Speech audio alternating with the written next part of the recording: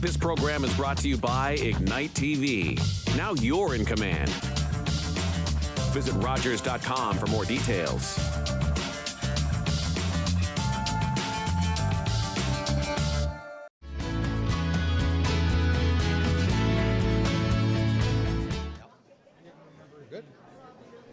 Good evening, everybody, and welcome to the 2024 Owen Sound Sports Hall of Fame induction night.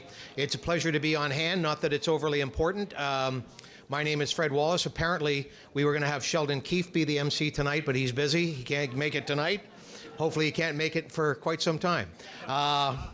We want to welcome everybody to the induction ceremony tonight. At this time, we would like to congratulate our members of the organizing committee. Let's hear it for the Owen Sound Sports Hall of Fame organizing committee.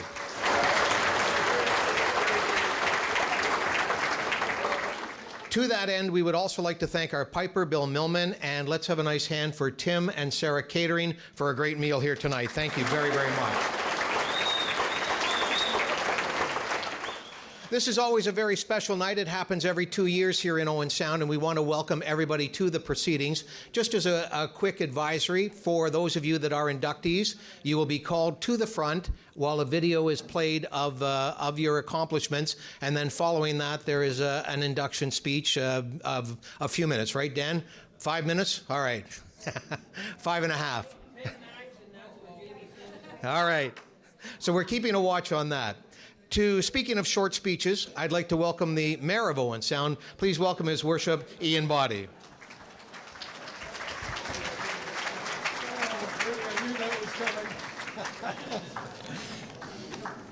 I'll keep it out under, what would you say, 12? On behalf of council, we want to welcome everybody. This is a great night, and it's great to see so many people. Owen Sound considers itself to be a culture town.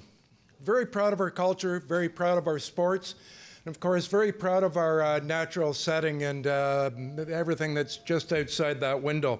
A couple of weeks ago, we got together and gave out culture awards at the Tom Thompson Art Gallery, and it was a packed room, and it was wonderful. And tonight, we're here handing out sports awards. This started 43 years ago by some guy that I used to have dinner with every night. Being my dad. The idea at the time was they wanted to recognize athletes and citizens. There is a saying that great athletes make great citizens. So that's why we sent kids to the arena, to the ball diamonds, to the soccer fields, is to learn how to get along with others and learn how to excel on your own. And when you go out and look at that board out there and see how many people ended up being great citizens in their community, there's something to that. The other theme was diversity or equal playing field. Back in our parents' age, there was a difference between Catholics and Protestants. They went to different churches. There was a difference. But when they got to the arena, there was only one. Didn't matter whether you came from a rich family, a poor family, didn't matter what church you went to, didn't matter how you did in math or English in the classroom. It was all based on your skill and your effort, and everyone got along and learned to work out and work together. And in fact, when these ceremonies first started, it was a joint presentation between the Shriners, which was a Protestant group, and the Knights of Columbus, that was a Catholic group, to pull together and to try and reinforce that part of athleticism. So on behalf of council, we want to say thank you to the organizers, thanks to those who nominated someone, and congratulations to all the athletes and great citizens that are in the room and have come before you on the wall out there, and we look forward to the evening. Thanks, Fred. Was I under 12 minutes? Barely.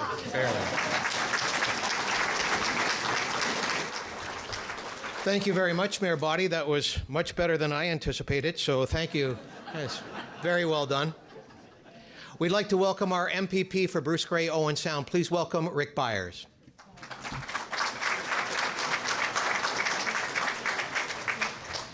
Well, thank you very much, Fred and Dan, and thank you all for being here tonight. What a great evening and what a great special event it is for our wonderful community. Thanks to the committee, to the organizers and sponsors for making this all happen. It's so important, and I must say I'm looking forward to the ceremonies tonight, and congratulations to all the inductees, athletes, builders, teams, and others. And watching them come in reminded me of my own very average athletic career, and very envious of all the skill that we saw walking in the room, and looking forward to the presentations tonight, because as Ian said, it's not only what you did in the field and others, it's how you contributed to the community, both back then and now and in the future. And so sincere thanks and congratulations for all that, and look forward to a terrific evening. Thank you very much. Thank you very much, Rick. To make our first presentation of our first inductee tonight, please welcome from the Hall of Fame Committee, please welcome Dan Blackburn.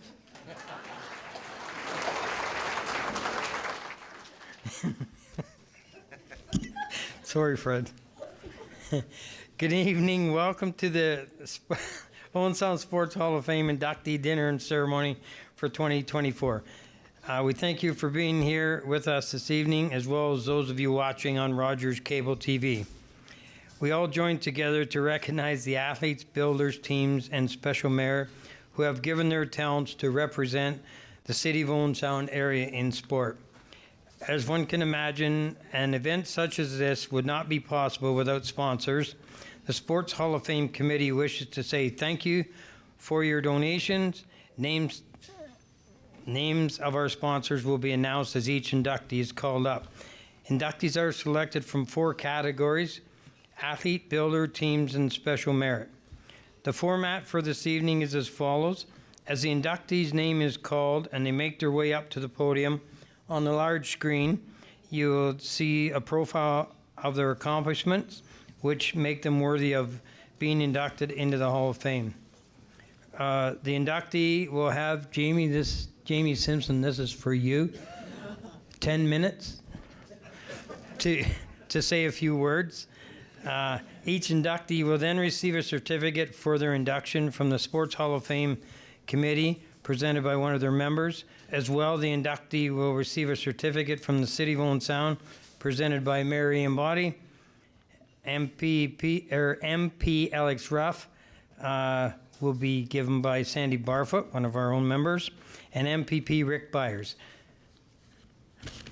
It's up to you, Fred. Okay. Thank you very much, Dan. Haven't been bombed like that since the Harbor Inn was open, so. I knew there'd be a fiasco, Shelley, and you warned me before we even started. Shelley said he's going to blow it, and we did. All right, so to make our first presentation, please welcome from the Hall of Fame Committee, Mark Kazarian.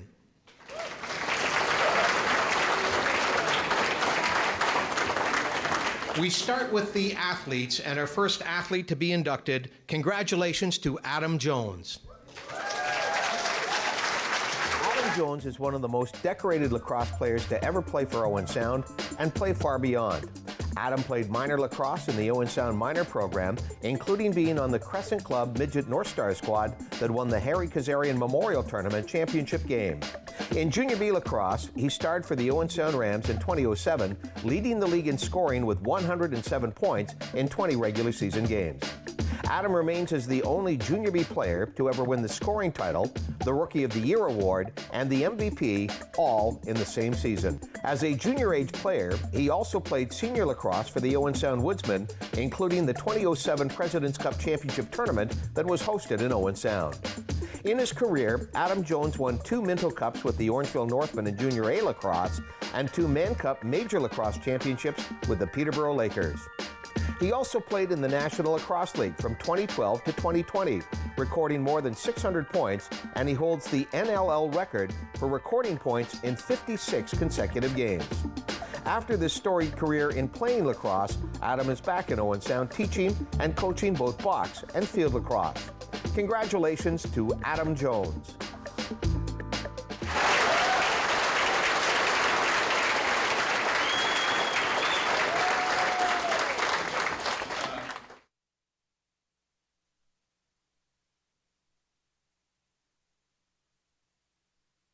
See what I can.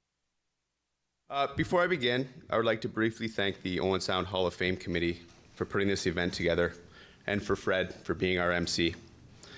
When I think of my junior B lacrosse career in Owen Sound, I immediately think of Fred up in the booth, announcing goals, doing the 50-50 draws, saying the candid last minute of play at the end of each period, and in my personal favorite, the absolute blasting of Thunderstruck on repeat. I do specifically want to thank Fred, as you've been a staple of Owen Sound sports for such a long time, and for what you have done for our city, we appreciate. So I think we need to give Fred a round of applause.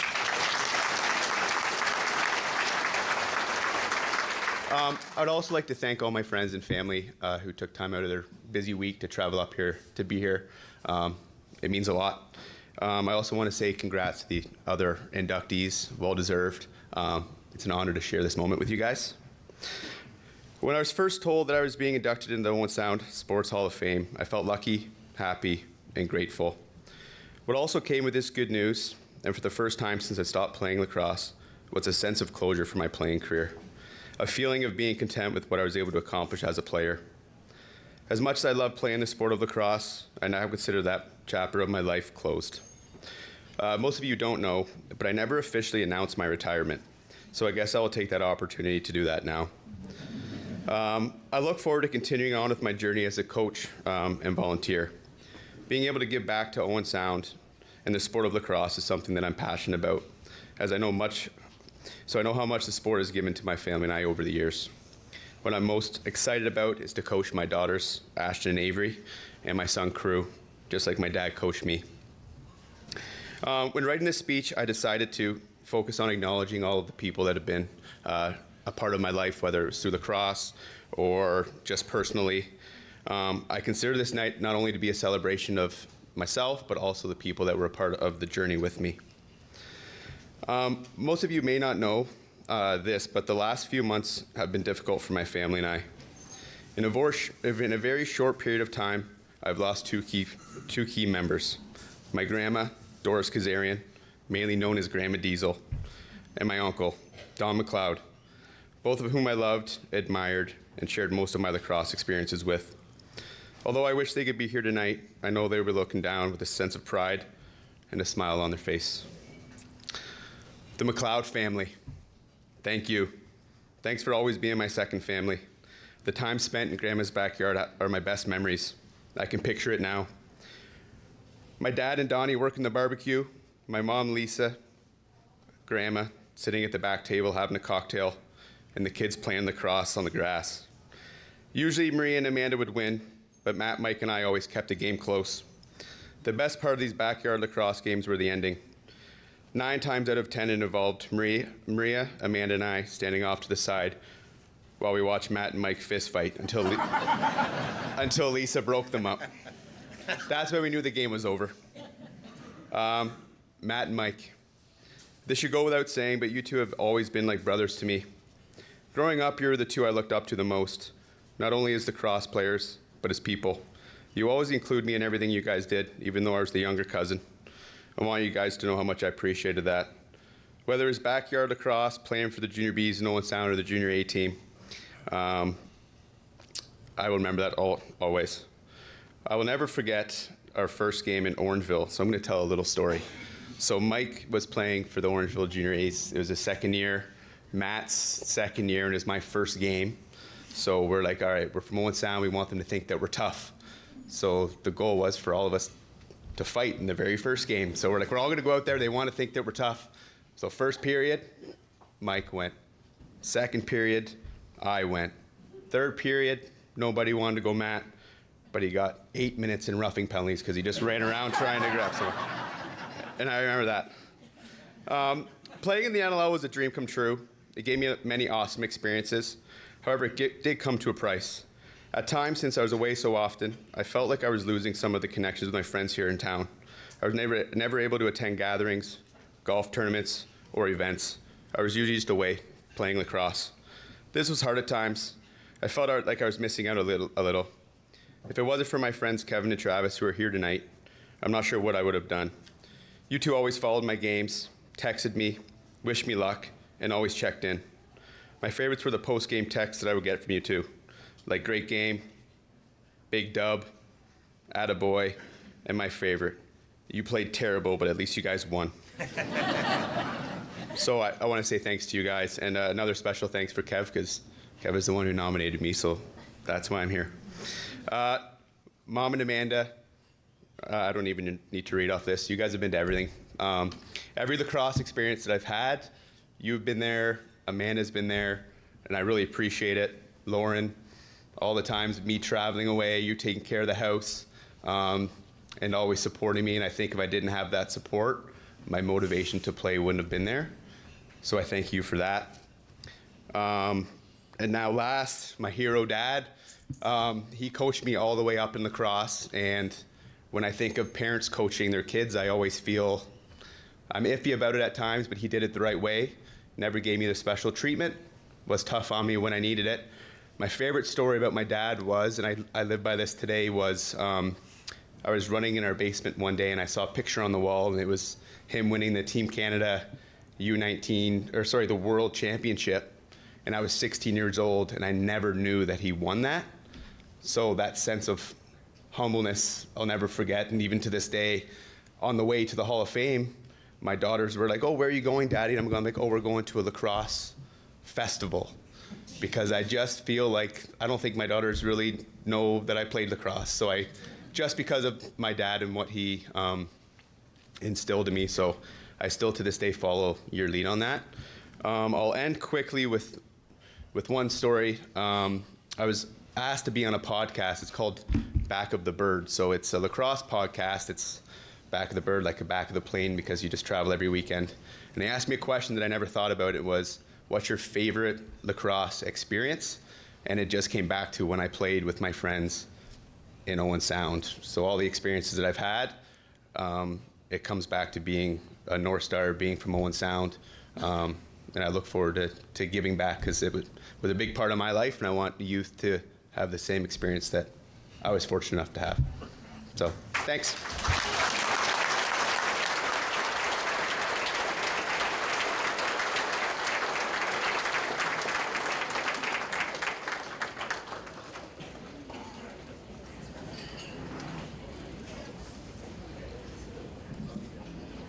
Congratulations to Adam Jones.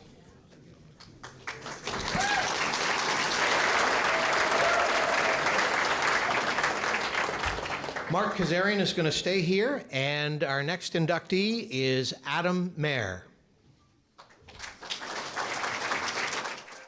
Born in Hamilton, Adam Mayer was a first-round pick of the Owen Sound Platers of the Ontario Hockey League in 1995. He played 4 seasons with the Platers from 1995 to 1999 and suited up in 37 playoff games. His 10 goals in the 1999 playoffs helped the Platers advance to the Western Conference Finals.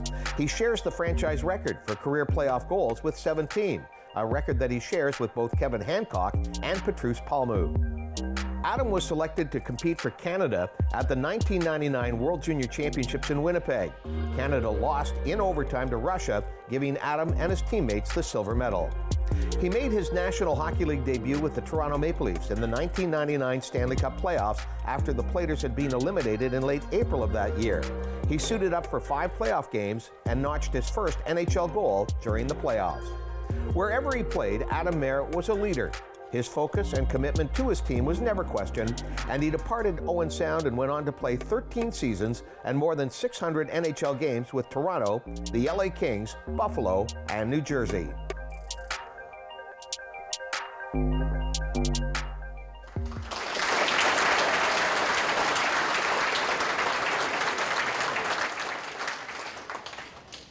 It's really good to be back in Owen Sound. When Fred first texted or called to let me know that I was going to be inducted into the Sports Hall of Fame here, I was humbled and very honored. Owen Sound to me is a place that I always hold dear in my heart, and it really is a second home. So thank you to the selection committee for thinking about me. I really appreciate it.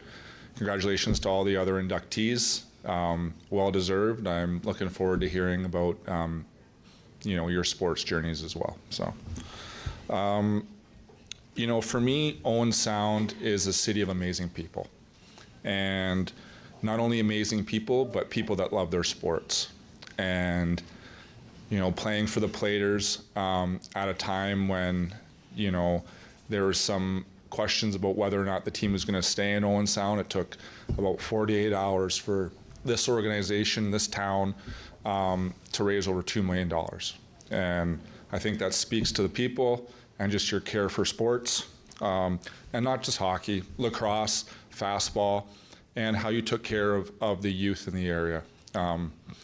I was fortunate enough to be a member of the Crescent Club, and they were always big supporters of the youth in the area here in Owen Sound. So I had a lot of stops when I played my career in hockey, but undoubtedly the 4 years at Owen Sound were the best of my career. You know, I came here as a boy, and I left as a young man. And there was a lot of firsts here in Owen Sound for me.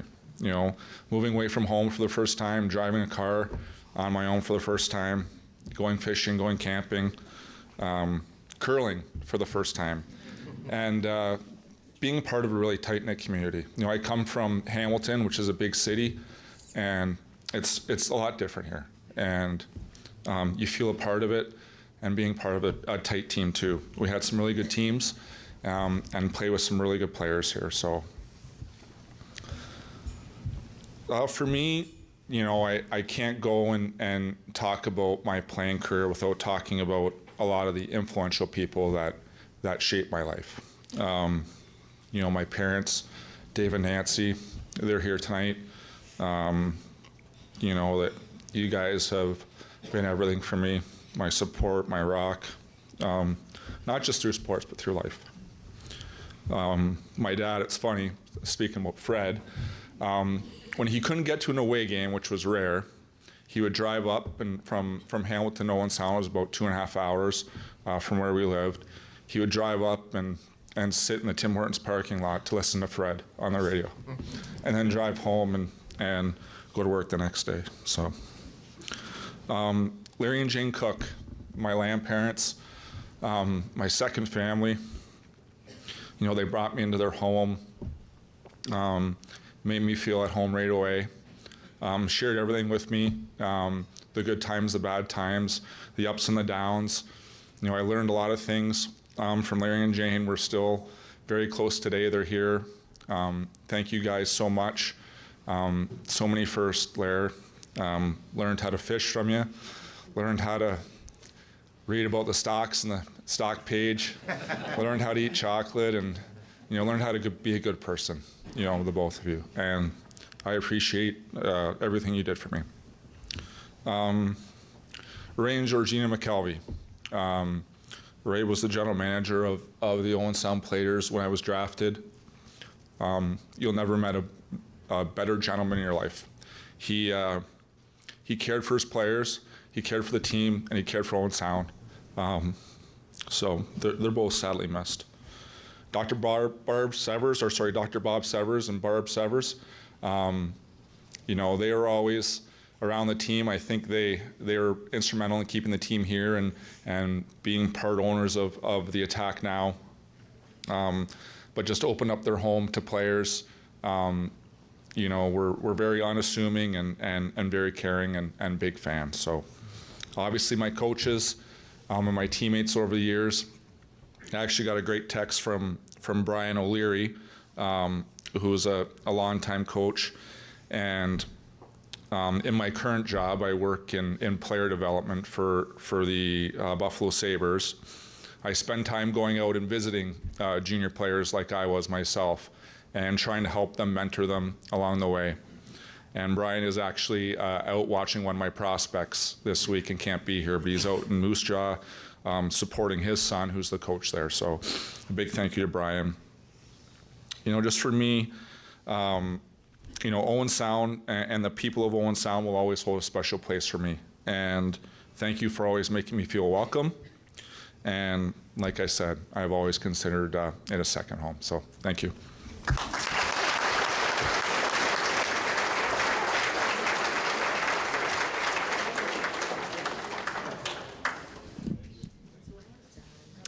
About a month before Adam went off to the World Juniors, he broke his jaw.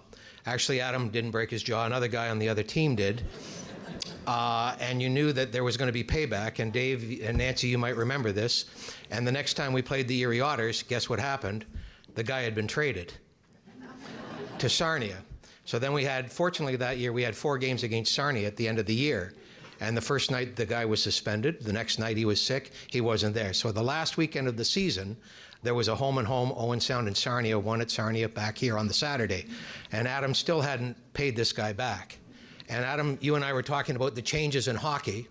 And the night that you got Jeff Zaire behind the net, you would have been charged with charging, head check, elbowing, boarding, and intent to injure. Today, back then it was a payback, and it was a beautiful moment. Congratulations. Hey, I saw it coming. I want to apologize. Jeff Zaire's here somewhere tonight, so I want to apologize to Jeff. At this time, we would like to call Neil McKechnie to please come forward. Neil's already here. Let's have a nice welcome for Neil from the committee. Our third inductee as an athlete tonight is Ted Abbott. Ted Abbott is a 3-time Canadian lacrosse champion. In 1982, he was a member of the Owen Sound Signmen that captured the Founders Cup, the National Junior B Championship. During the playoff run that year, Ted would score 10 times and had 20 points in 15 games. He was also a member of the President's Cup champions in senior lacrosse, winning in 1989 with the Fergus Thistles and again in 1991 with the Owen Sound North Stars. At the 1991 President's Cup, Ted received the Enrico Caruso Trophy as the tournament MVP. During that tournament, he scored 17 points in 5 games and was named to the first All-Star team. A team player dedicated to hard work, Ted Abbott was a lifelong athlete, lacrosse player, and coach.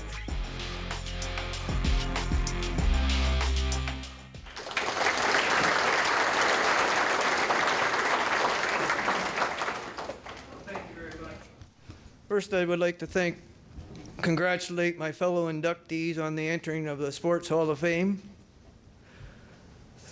I would like to thank the Sports Hall of Fame committee for the great honor and the ride down memory lane.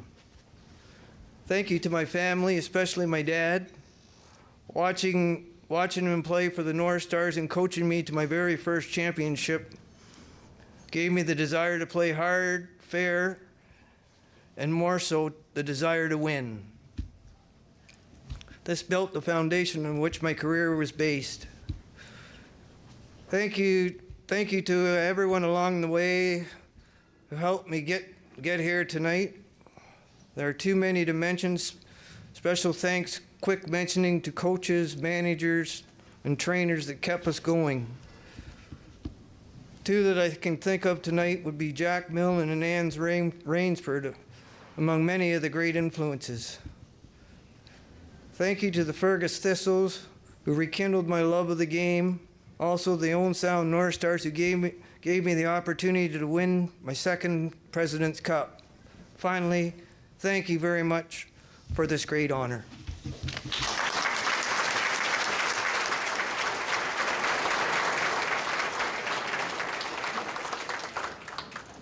Thank you very much, Ted.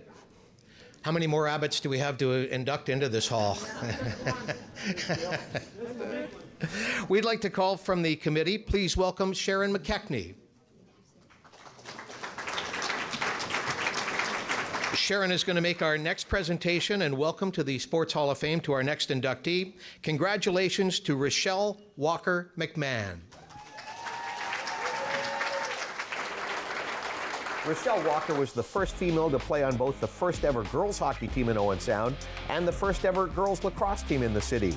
These 2 sports for girls are now thriving in the city thanks to the trail that was blazed years ago by players like Rochelle, who actually helped field a team with her many friends to launch the programs. In 2001, Rochelle won a provincial lacrosse championship with the Owen Sound under-20 team, leading the team to victory with 6 goals in the championship game. She also played for Ontario at the 2004 National Lacrosse Championships. Success in sports for Rochelle was not just a personal achievement, but it also created a path for the local players and minor sports organizations to follow, a path that allowed her, and many others, the opportunity to shine and develop both playing skills and leadership traits. Described as the epitome of a hardworking, dedicated, talented athlete who brought much to her sporting endeavors, congratulations to Rochelle McMahon Walker.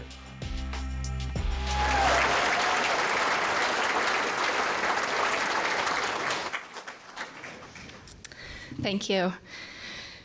First and foremost, I would like to thank the Owen Sound Sports Hall of Fame for this incredible honor, and to everyone in this room that made tonight so special.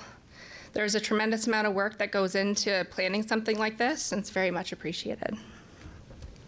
To the other inductees, congrats on all your achievements. Very well deserved. And thank you to my family and friends and teammates who have traveled far to be here tonight. I've had the chance to do a lot of reflecting these last couple months on my years of representing Owen Sound sports, whether it was in the rink or on the lacrosse field. Those years will always be something I look back on with nothing but amazing memories and the truest friendships I still have today. Because growing up playing sports is the path I chose to take, and I will forever be grateful. I loved playing sports because it takes a whole team to give it life.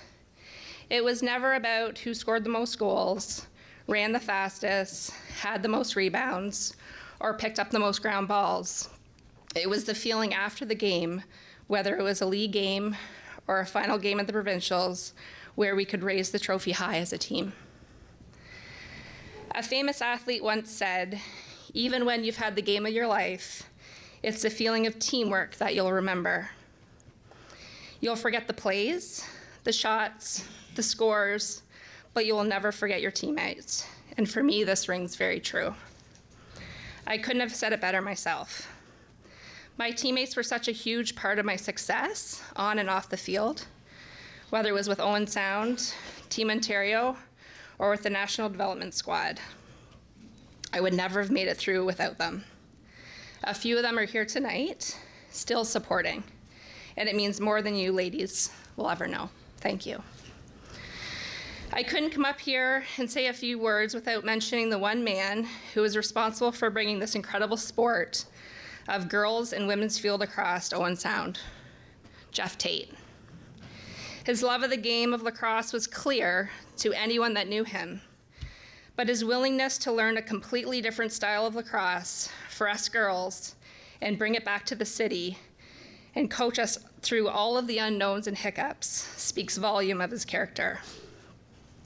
Jeff passed away suddenly about 14 years ago. His wife just passed away just recently. I reached out to his daughter, Kateri, to make sure I could say something a little bit better today. And I would like if everyone could raise a glass to Jeff today. I don't have a glass.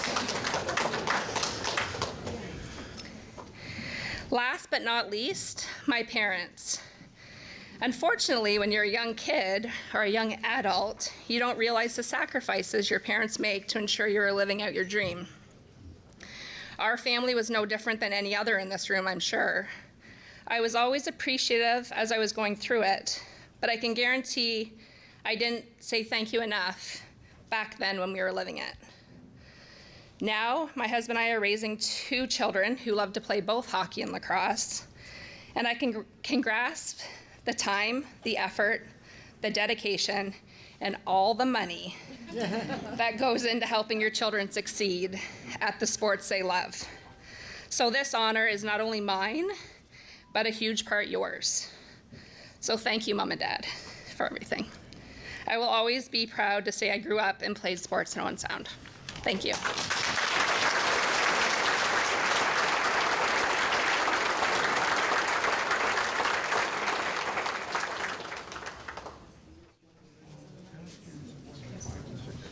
Congratulations, Rochelle. For anybody that's connected to the Lady North Stars or the Ice Hawks hockey program, thank you very much for blazing that trail. Rochelle McMahon Walker.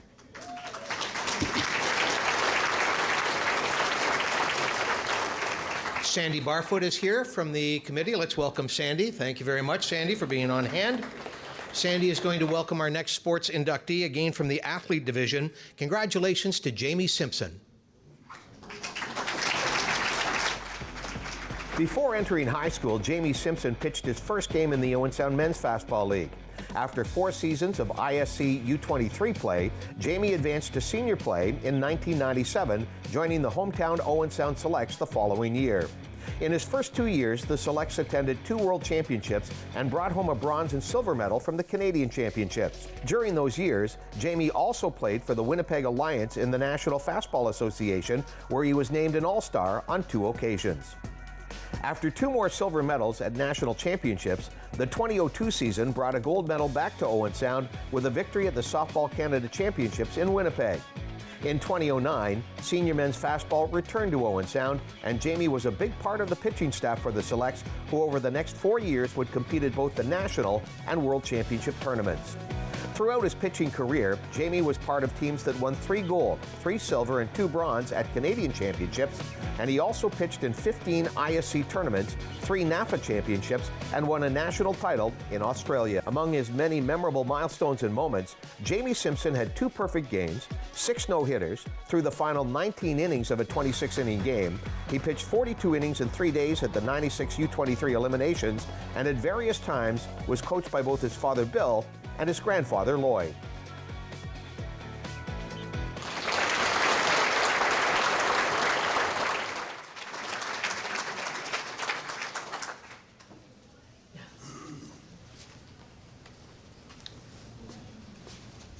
Thank you. First of all, I'd like to thank the Owen Sound Hall of Fame Committee. This is truly an honor. We, as citizens of Owen Sound, really appreciate everything you do each and every day, and we appreciate everything that this has become for our community. I want to thank all my family and friends that are here today to support me. I want to thank Jim Cameron for nominating me as well. Jim, you grew up watching me when I was this small all the way up, and both you and Sharon are just like family to us as well.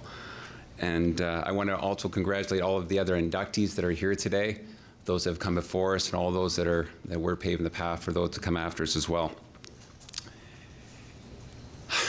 You know, from the beginning, I want to be part of the fastball life that my grandfather and my dad had, and I was very fortunate to be born into a family where we're at the park 24/7. And from the get-go, I just wanted to be like my dad. Okay, Dad, I want to be like you. I wanted to throw like you. I wanted to be like you. I wanted to walk like you. I didn't want to be a barber like you, but that was okay. And it was really good. We got to, I got to go to many places, Bat Boys. I got to follow a lot of people around, and I heard words I probably shouldn't have heard when I was young, but it was something I wanted to do, and I wanted to be part of that because I just saw how much it meant to be part of the community of Owen Sound and how much it meant to be part of a team as well. One thing that growing up, I always knew that hard work was important, and I knew that was something I needed to do. And one thing, I just never wanted to be outworked. And that was one thing that I can say that when my dad and I were there, and very fortunate that I got a chance to grow up with my best friend, and it was my dad. And we practiced, and we practiced, and we practiced. And it didn't matter if it was raining, we'd find a place to practice. If it was snowing, we'd find a place to practice, and we went. Now, it wasn't always roses. I mean, we argued sometimes, and we did. And I mean, I remember the times where he'd be upset about something, and I'd be upset, and people would be walking around Harrison Field, and they'd be looking at us like, what's going on? And he'd stomp off and go his way, and I'd go my way. Then we come back, and some of the memories I have, Dad, my favorite ones are you rolling around the ground after I hit you in the ankle. I loved it, right? And he'd be gone. And honestly, it was good. And I can honestly say I can laugh at this point because, growing up now with 2 sons that want to be pitchers, I know of the tens of thousands of pitches that you took and the time that it took to be there. And that's the importance of community and family as well. As athletes, we always know that the time that we're in our best shape and the time that we're not hurt is usually at the first in our training camps and stuff like that. And, I had an act of playing through injuries a lot, but I never wanted to let anyone know because I didn't want to let my teammates down. And I think of some times here, you know, I first learned not to pay with pain. Like, if anyone knew my grandfather always stand like this, and he'd always be like this. And we just won a Pee Wee tournament up at Doug McClellan, and my grandfather took me aside, and he said, "Jamie, get over here. Son," he always called me son. He gets here, and he pointed his middle finger, and he always did his middle finger. And he poked me in the shoulder for probably a good hour and said, "Never let anyone know that you're hurt. Never let anyone know." And I have tears come down. He's poking me in the shoulder and poking me. I didn't let my grandfather know, but I had to go home on ice for about a week because he just kept doing this, right? And that's kind of the Simpson thing, that we find ourselves doing that to my two boys. Don't do that as well. But, you know, throughout my career, I played through a lot. I think of a time I broke my nose on a Tuesday, and I had to pitch in the July 1st tournament up at Doug McClellan, and I'm on the mound, and I've got a cast on my nose, and I got the packet in my nose. And I'm out there pitching, and my mom's behind home plate, as she always was, and some lady goes, "What kind of horrible parent would let their kid play there?" That's me, my mom, right?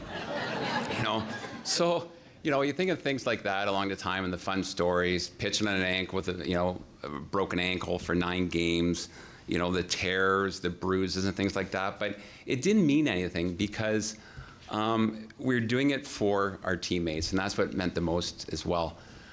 I think over my career, I got a little bit misconstrued at times. And what I mean by that is, you know, people always thought I had a mean streak in me. And I guess I did have a bit of a mean streak, a bit. I was known for hitting a lot of batters.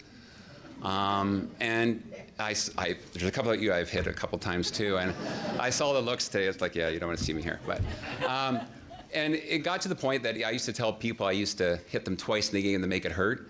The fact was, I actually hit people because I wanted to know that I could hit someone. And it helped me to nibble on that outside corner as well. But yeah, I was known for hitting people. A little story about one time about my grandmother. After my grandpa, who was my second father, passed away in 1996, there was a ceremonial first pitch up at Doug McClellan. And I was going to throw out the first pitch. My Uncle Kerry was going to catch. My grandmother was going to hit.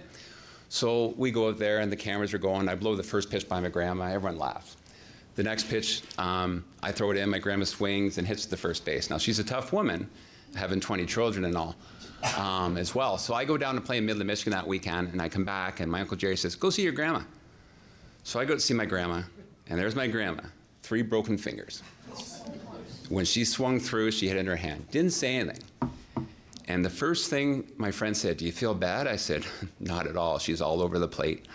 And I got her good, honestly, right?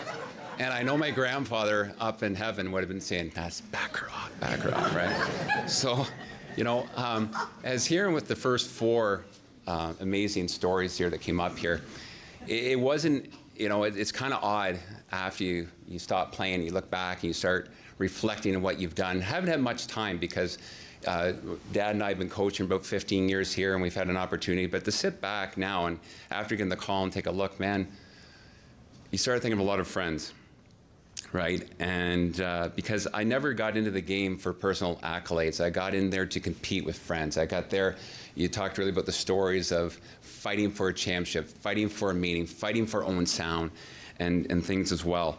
I want to be the best? Yes, but I want to be the best possible teammate that I could possibly be.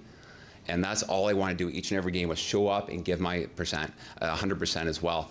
I play with so many great people here. I'm not going to get through them. Ken Kivel, Dwayne Morrison, Dwayne McKenzie, Ryan Thompson, and the best team player I've ever played with is Mike Taylor. Mike Taylor's at my table today, and Butchie, you were the best. You were, okay? And yes, I did hit you once too. Yeah, okay. You know, Mike, we had a lot of fun going down. We talked about Lake Placid and stuff, but it was always about competing, right? And we take a look back and say, you know, it's not about the accolades, right? It's all about playing for a team and playing for each other as well. This game of mine I've been very lucky and very fortunate. I've had the opportunity to play across this amazing town. Driving up from Cambridge today, going through every single small town, I'm like, I played there. To tell my boys on the way up, I played there. I played there. I got thrown out there. I mean, I was talking about it all. And it's been amazing to be able to play in 10 provinces along the way. And I've had an opportunity to travel to New Zealand. I've been to Australia, all across the States. it's just an amazing thing. And I think of all the hundreds and hundreds of teammates I played with. I just can't even imagine the thank. I've been trying to reach out to them as well. And it's just been amazing. A few things before I close up here that I think about along the way. Just some stories, you know. Sometimes as athletes, when we go to a town, we don't get an opportunity to actually see the town because we're going to the Ball Diamond, we're eating. Ball Diamond, hotel. Ball Diamond, hotel. And you don't get to do a lot of things. But I've had some really cool experiences. I think about being in Australia, and we were playing in Sydney and having to stop for an hour and a half while the koalas crossed the road, across the field. We had to wait for that as well. It was good. I think about no matter how bad each game went or how good it was, there's nothing better than coming home. I lived in Jerrabomber outside Sydney, and coming home, and I just would sit there and I would laugh and laugh. The Kangaroos would fight and fight and fight, and I loved it. It just took all of it away from me. It was great. I think about New Zealand, traveling across, seeing a volcano. I was talking to Lee Jacques today as well, and we had that hurricane when we were out in PI that we had to play through as well. You think of things like that. The Bahamas. Got a chance to go down and play in the Bahamas one time on a small island. We had to take a small boat out. When the tournament was over, we had an opportunity to go fishing, and just about 2 miles off the coast of this little small island, the Bahamas, and we're out there, and I called my family from a satellite phone at that time, and we're out there, and I was having fun. We were trolling behind a boat, and we're on top of a reef and stuff like that, and I wasn't much of a swimmer at that time, or any time, but I ended up getting back on the boat. At that time, Haziel that we were with, he went down and he speared a fish for dinner. Now, my friend Jeremy, probably back in that back corner, whoever's back there right now, and he was that far from the boat, and Jeremy comes up, and Jeremy's like, Haziel comes up and says, here's the fish, throws in the boat after he spilled. He says, get Jeremy in the boat. And I said, why? He goes, sharks. So Jeremy comes out of the water and goes, that was awesome, that was awesome. And I said, Belzy, you gotta get in the boat. He goes, why? He goes, I said, a shark. Now, I'm a religious man, and I swear that day I saw a man walk on water. He just went right across, right into the boat as well. A few things. When I had an opportunity to throw a perfect game, I remember after just walking out and the hug I got from my catcher at that time, and how as a team we just spent time together after it. And it was just the best feeling, knowing that we did that together on that as well. One last stopover in Kelowna. When I was in Kelowna, I got a chance to get, in 2003, I got a chance to get flown out to Kelowna. And at that time, it was a tryout for Team Canada. And it was something I always wanted. And I got to play with a local team in Kelowna. And on the Friday night, we played the U19 national team, and we had an opportunity to beat them. Now, I was playing with one player from BC, and all the rest were just local guys from Kelowna. And it was amazing as well. The next day, we got locked in with Team Canada, and they put their A squad out against us. And for those of you that are golfers and have seen Caddyshack, that was my day. Like the guy was golfing in the windstorm. The ball was moving. Everything was just perfect. And throughout the innings, I'm sitting with just these young guys that have never played hardly that much ball, and we're going toe to toe with Canada. And it was great. And that's the thing I remember the most about that whole day. In the sixth inning, I was throwing no-hitter, and I hung a change up, and it came back, and it broke my hand. Broke my hand right across here. And that year, we ended up having the Canadians in Owen Sound that year. And I have to say, it was the best injury I've ever had. Because if I had not got hurt, I might have made Team Canada. I probably would have moved away from Owen Sound, and I would have never met my wife. And I've never had those two amazing young boys that are there. And I've told this story before. And my career took a little bit of a different turn. It took a while to come back. I came back from that broken hand the next year as well. But Joanne, I would have never met you. I wouldn't have. And it was the best injury anyone could ever ask for. Okay, and it sent my career in a different spot as well. So I always, every time we see Craig Crawford, who broke my hand, I thank him. I do as well.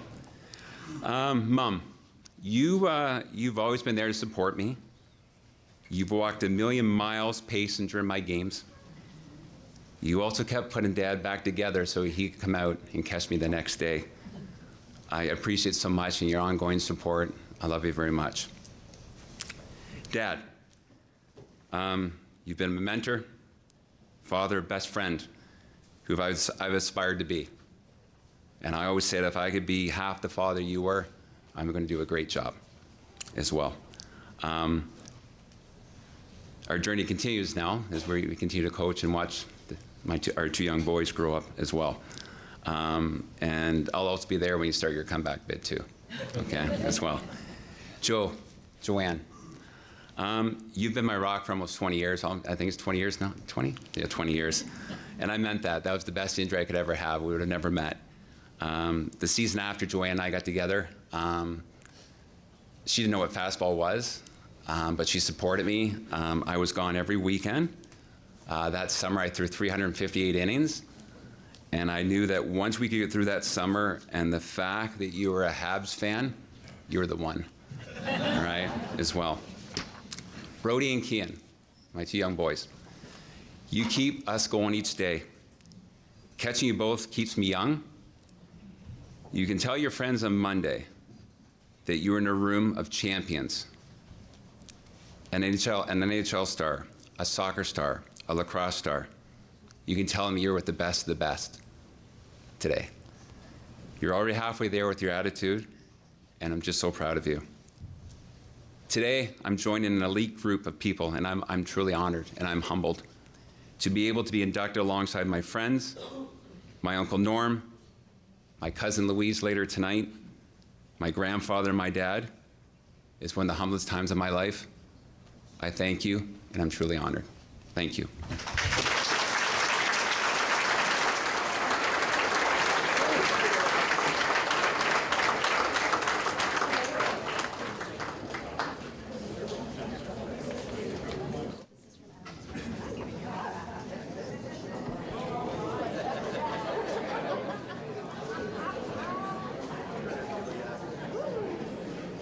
Congratulations, Jamie. Sandy is going to stay up and make another presentation to our final athlete to be inducted tonight. Congratulations to James McClellan.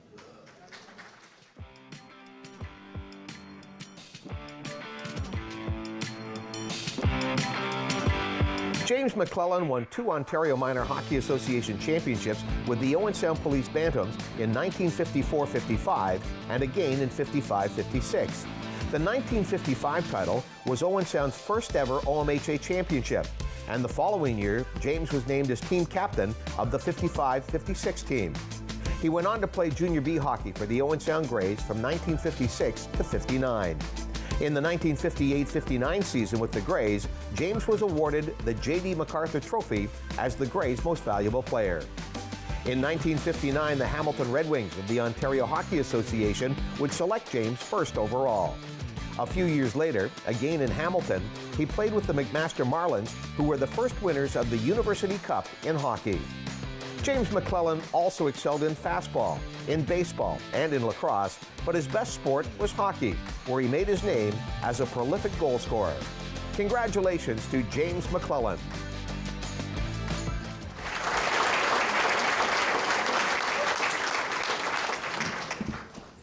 Thank you. I'd first like to congratulate the other individuals and team members for being recognized here tonight. I wish I'd had the opportunity to see some of you compete. For those who are wondering, James McClellan, Jim McClellan, and Bucky McClellan are the same person. I had a very emotional walk down the hall out there this morning. I saw pictures of my heroes when I was a kid from the senior lacrosse team and hockey teams, and some of my teammates from past years, really good friends, lifelong friends that I played with Owen Sound teams. In the last couple of months, I've been going through scrapbooks that my mother put together, and I started out looking for family names of honorees tonight and whether I could cover each of the sports. My hockey team won the Pee Wee House League Championship in 1951-52. And the banquet program that I have is signed by Harry Lumley and Doug Gillespie. Tom's uncle, I guess. 2 years later, I coached for the All-Star team that represented Owen Sound in the Godrich National Tournament was Grant Gillespie, Tom's father. The goaltender when I played 8 games for the Grays in my first year of midget hockey was Norm Long. One teammate in the 2 full years I played with the Grays was Bill Abbott. And you heard so much about Bill today. Bill also played with a ball team I'm going to talk about a little bit later.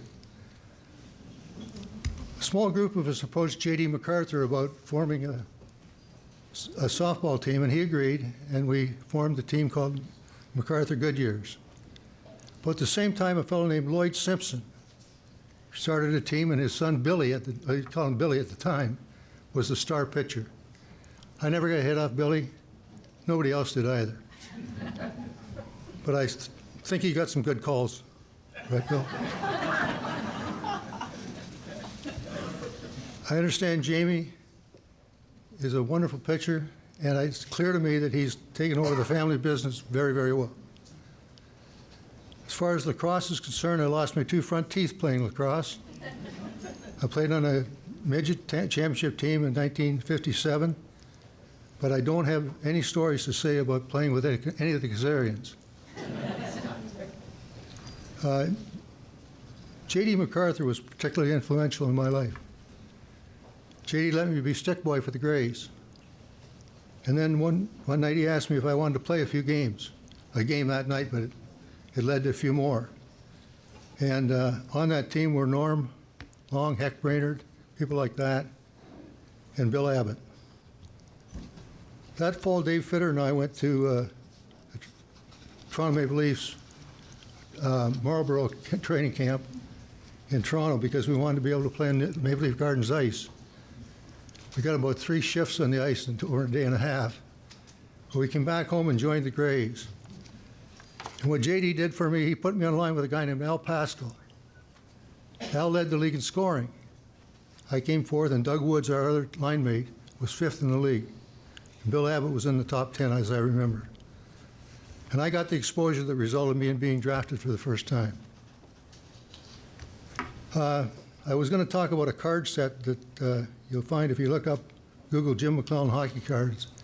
It's a kid, 20-year-old kid in a practice jersey. I was a member of a team called Hamilton Red Wings, the Women's Memorial Cup in 61-62. And 10 of those players, including Pitt Martin, Lowell McDonald, Bob Wall, Ron Harris, and Paul Henderson, were part of that team. It's a long story why I stopped playing with the team, but basically I was an engineering student, 3rd-year engineering student, and I was the only player on the team going to university. And I made a very big and hard decision at that point that I needed to get out of hockey if I was going to be an engineer. So I dropped out of the junior A team that went on to win the Memorial Cup. Instead played for McMaster University because they only practiced or played 3 times a week. I came home that summer and I spent the summer overseeing the installation of sanitary sewers on the west side of Owen Sound and the sewage pumping station on 2nd Avenue West at the Potawatomi River. The next year I was fortunate to get a second chance at a national championship, and that was with McMaster Marlins. We won the first intercollegiate championship, and we beat the University of British Columbia, which was the nucleus for Team Canada in the '64 Olympics. I want to thank the selection committee for this honor, many teammates, many opponents, coaches, sponsors, and fans in Owen Sound who helped put me on a path to a wonderful life. The sports and the interpersonal skills I learned here have been a major factor in my life. Those skills open a world of opportunities, experiences, and lifelong relationships for me. So thank you. I'd also like to thank Jonathan Jackson, who called me to ask me why the Duncan McClellan Fastball Complex in Owen Sound was named after my dad and ended up sponsoring me for this honor. Thank you.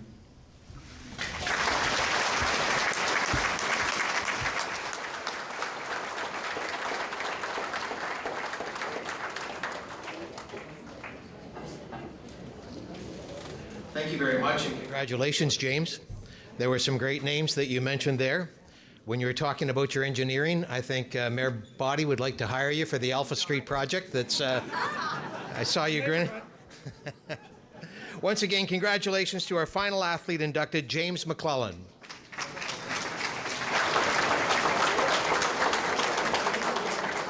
To welcome and make a presentation to our next inductee as we move to the builders, please welcome Brian Mahar.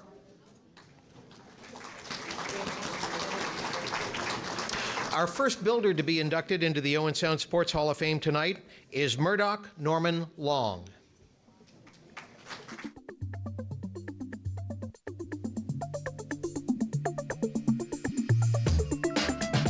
A lifelong resident of Owen Sound, Norm Long was active in the Owen Sound athletic scene for approximately 6 decades as a player, a coach, a referee, an umpire, league administrator, fundraiser, and devoted hometown fan. After retiring from hockey, Norm served as general manager of the Owen Sound Grays in 1963-64, plus spent several years as a director of the club. For more than a quarter of a century, Norm served as a minor hockey coach and administrator with the Owen Sound Minor Hockey Group. During his time as president of minor hockey, Norm organized the first girls hockey league in the city. Norm also volunteered for several years as the lead fundraiser for the Owen Sound Twirlettes. Although hockey dominated his sporting career, he was also very active in fastball and slow pitch. As in hockey, he would turn his attention to helping administer the games by becoming an umpire for minor league, men's and ladies softball, fastball, and slow pitch. Murdoch Norm Long.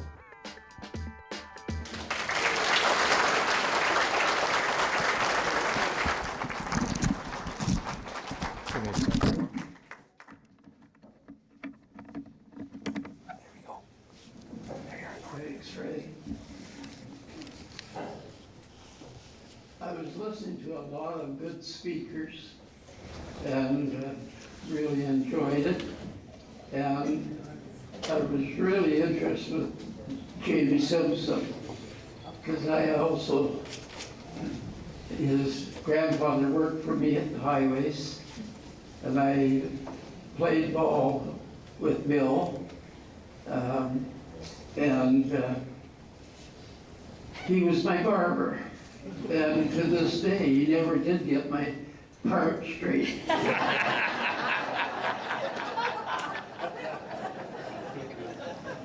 having lived in Owen Sound all my life, I can proudly call this area home. There are a lot of my friends here tonight and family members, and I would like to mention 2 or 3 of them.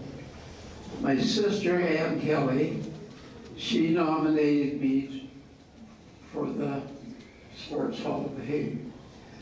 My stepson, Aubrey Ferguson, did all the background work to find out all I did or didn't do, and he did a good job.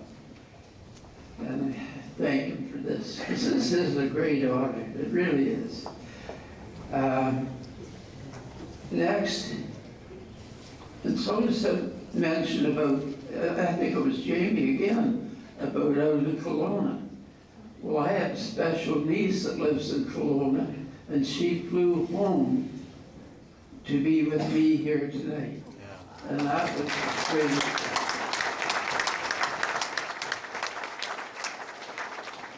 I would like to thank the Master of Ceremony, Fred Wallace, and the committee of the Sports Hall of Fame. This is truly a great honor, and I could sit and listen to these great athletes all night. But being a lot of things I didn't do well, and I guess being up here as a speaker tops them all. I gratefully stepped through the threshold of the Hall of Fame to join my brother, who was nominated a few years ago, Stan Long. And I feel so proud to be with him, and very, very grateful.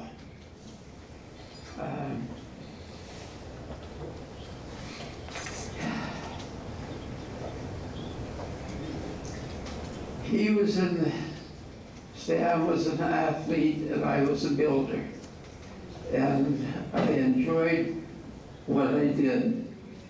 And we had a referee I met here tonight that he used to referee for me. His name is Mike Sanislow. And great guy, Mike. And I assigned the referee, so I assigned a game to Mike that I was coaching the team. And he made a couple of bad calls. And I had a pail of practice pucks on the bench with me. So I picked up a couple of pucks and I threw them across the ice at Mike.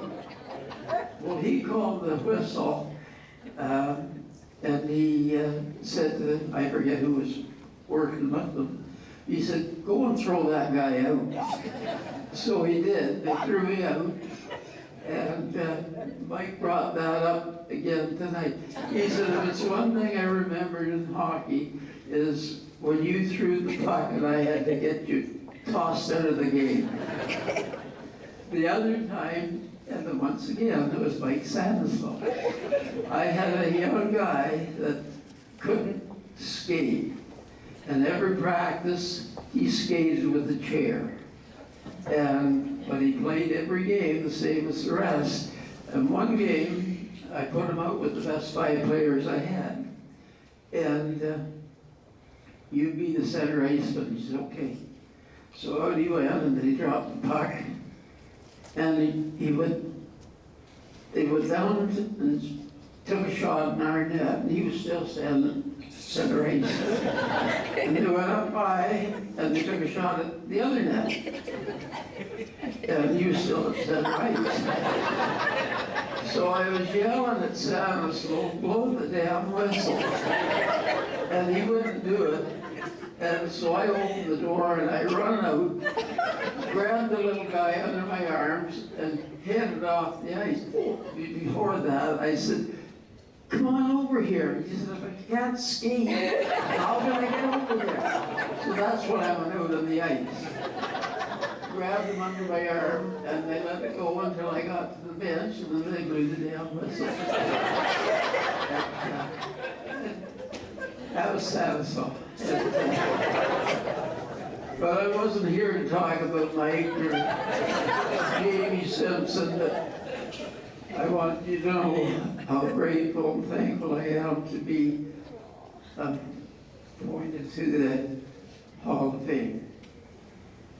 This evening will be forever cherished in my mind, and I too would like to thank the other inductees, and I'm proud of you people too. Thank you ever so much.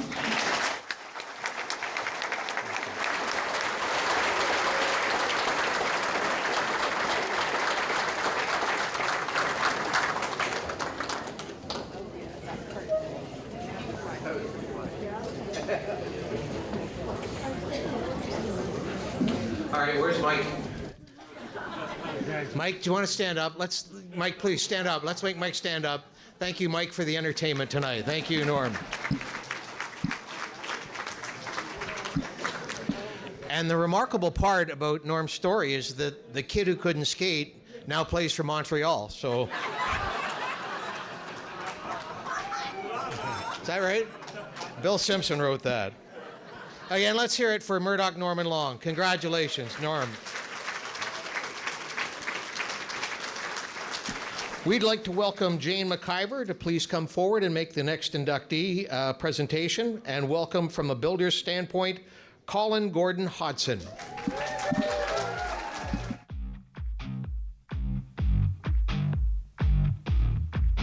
Colin Hodson can be described as a pioneer of soccer in Owen Sound. One of the first members of the Owen Sound Minor Soccer Association, later he was the first president of the Owen Sound Men's United Soccer Team. Colin was instrumental in getting the United Club launched and in making it the success that it remains nearly 40 years later. As president of the club, Colin took on all the jobs, hiring coaches, signing players, purchasing equipment, arranging fields for games and practicing, fundraising, and so much more. As head coach of United, his record is very impressive: 74 wins against 28 losses and 18 ties. Equally impressive, with tremendous foresight and behind-the-scenes work, Colin helped a dream become a reality, laying the groundwork for the premier soccer facility in our region, the Kiwanis Soccer Complex. Throughout his 35 years of volunteering, Colin has been a builder and ambassador for soccer in the city of Owen Sound. Congratulations to Colin Hodson.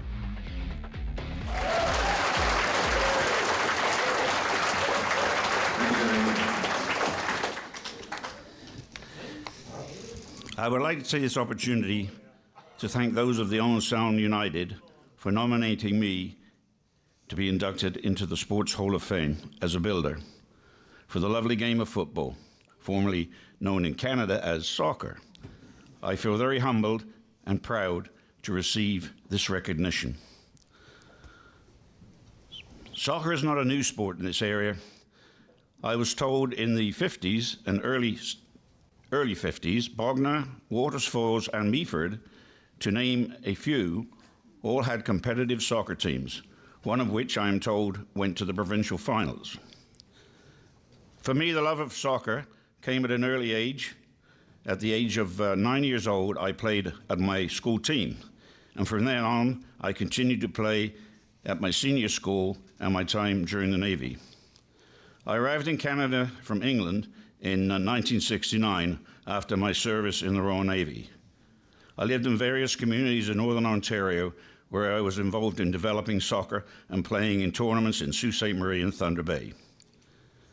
I arrived in Owen Sound in 1975.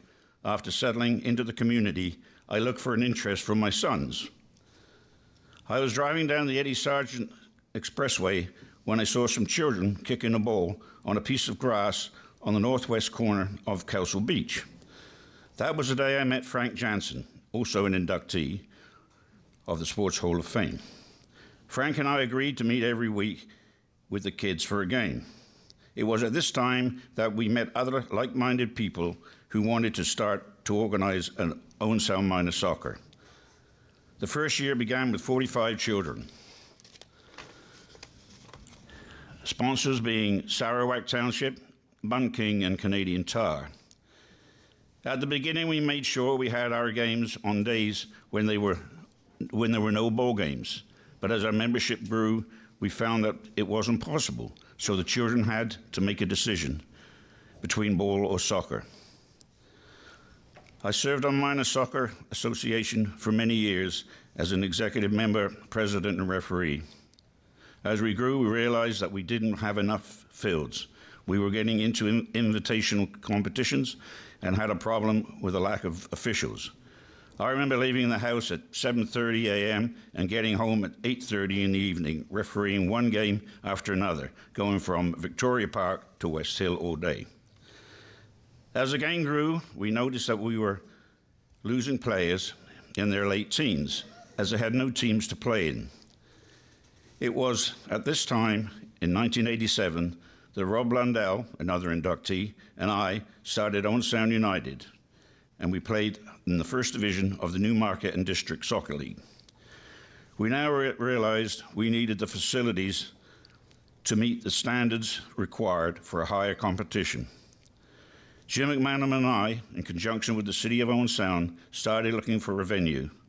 We thought that we had found one in the Nickel Gully area, but the Niagara Escarpment said it was a no-go. After consultation with the city, we agreed on an area at Kenny Lands, behind what used to be the RCA building. Jim and I had several meetings with Larry T. Porter, landscape architect. I met with many service groups, giving them a breakdown of what we proposed. We received 3 infrastructure grants from federal, provincial, and City of Owen Sound that equaled $100,000. Minor Soccer contributed $20,000. Now we were able to proceed. The dream was becoming a reality. It is through the efforts and hard work from many minor soccer volunteers that we have one of the finest soccer complexes in Ontario, known now as Kiwanis Soccer Complex. Having been president of Owen Sound United 1987 through to 91 and coach in the years of 92 through to 96, then returning in 2009 and 2010, I started to find the late nights incurred from the away games being a little telling, so I retired from what I consider was a high, having been the league champions in the Newmarket District Soccer League. I now take pleasure in watching my grandchildren and Owen Sound United in a facility we could only have dreamt about 50 years ago. In closing, I would like to thank my friends and family who are here tonight to share this moment in my life. I consider myself fortunate to have been a small part of the introduction and development of the beautiful game in Owen Sound. Thank you.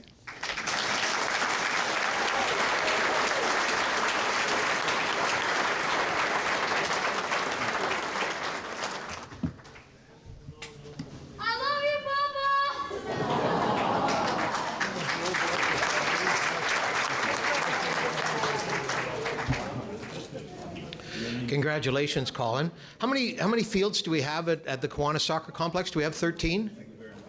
Jim? 13 fields? And I don't think I'm the only one from Owen Sound that has friends from out of town that if they come and play soccer, they are just absolutely envious. So, Colin, congratulations on the legacy of the Kiwanis Soccer Complex, and welcome to the Owen Sound Sports Hall of Fame. We'd like to call on our chairman, Dan Blackburn, to make the next welcome and induction into the Owen Sound Sports Hall of Fame. Our final builder to be recognized tonight is James George Tennant.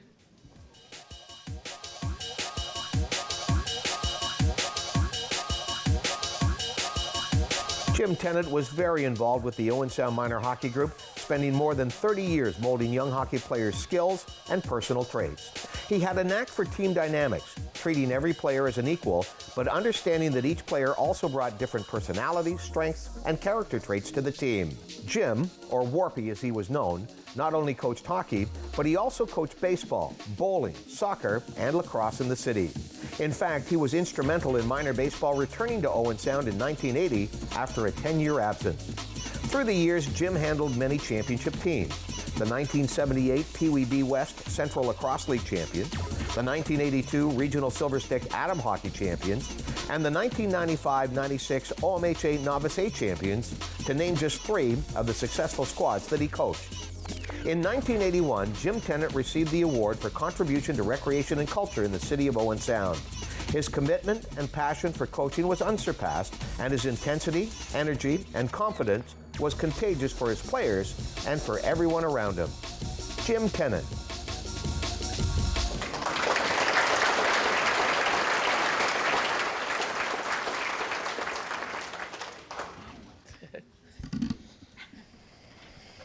Good evening, everyone. Congratulations to all the inductees tonight, and thank you to the Hall of Fame Committee for your consideration and acceptance. Prior to today, we watched the 2022 Hall of Fame video so we would know what to expect, but more so we didn't fall on our face or otherwise.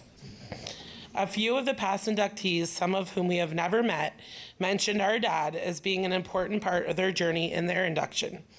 This is just one example of how much we have learned about our dad throughout this process. The people we have met, the stories we have been told. It has been an emotional ride for our family over the last year, but one that has given us far more cherished memories than we had before. Coaching anyone, let alone young children and adolescents, can be challenging. For our dad, being a coach was far more than the minutes of the game. No matter what city we were playing in, the rink, the pressure for the win, or things going on in his personal life, our dad was always living in the moment. The 60 minutes on the ice, the field, or the arena floor, he was always 100% in. His motto was, wherever you are, be there completely, and he was. His family was number one, but his pride for his players ran a very close second. It showed in his commitment to his players, his teams, and all of the many sports he coached. Speaking of commitment, I want to share a story from one of his hockey players. I remember we were deep into the playoffs. Your dad drove around to all the schools where the players attended and managed to somehow sweet talk the principals to get a minute with the microphone to get on the PA systems and let the whole school know that there was a big hockey game on that weekend and to come on down to the Bayshore to cheer and watch the game. I recall there was way more fans that game, so it worked. Our dad was a man who was all heart. He taught his players that team means so much more than winning. He taught them that to be part of a team means to put others first, to always have their backs, and that team means family, on and off the ice.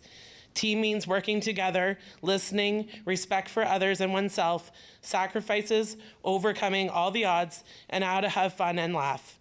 Overall, team means love. Love for the game, love for each other, and love for oneself. Anything is possible.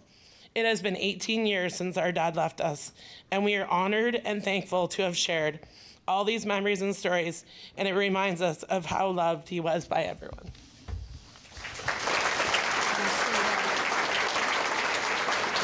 Hi, everyone. To stand up here is a dream come true for our family, and I know Dad can see us tonight, and he's proud. Life is about putting people first, about putting your whole heart into things that mean so much to you, about being the best person you can be. Jim Tennant always put people first and believed every child on his teams, even when they didn't. To say he always tried his best would be an understatement. His passion for life, the game, and his family were the things he loved the most. His passion came with some uncensored moments as well, don't get me wrong. There was definitely a few garbage cans that flew through the air and some doors that Mark Kazarian might have had to fix from time to time, but the level of respect that flowed so easy from him and that was just as easily reciprocated by his players and coaching staff proved to be nothing short of the best. When I sit and watch my son start his AAA hockey seasons now, the cold air of the rink, the sound of referee whistles and the parents cheering, the looks of determination and pride along with the smell of the dressing room, because God knows you can't ever forget that, brings tears to my eyes. Happy memories overwhelm me, and I remember. Andrea and I, along with our mom, Brenda, spent most of our childhood on a coach bus and sleeping in many hotels all over Ontario and beyond. Many, many, many nights and weekends were spent traveling in freezing cold rinks, and maybe some new ones. From Superburger to Don Cherry's to any nearest steakhouse, because that's anyone who knew him knew that was his favorite. The memories are endless. We wouldn't have had it any other way. The closeness of the parents and players over those many years of our lives made us who we are today. The friendships formed are still ones we hold dear today. To be honest, it's why we're here tonight, because of everybody's love and respect for our dad. The people who called, wrote letters, texted, emailed, and sent pictures is the outcome of why we're able to accept this award on his behalf. And because there are so many people who helped us get here, we will not thank every one of them individually tonight, but we will say without all of you, we would not be here. There are 3 people specifically we must mention and say thank you to.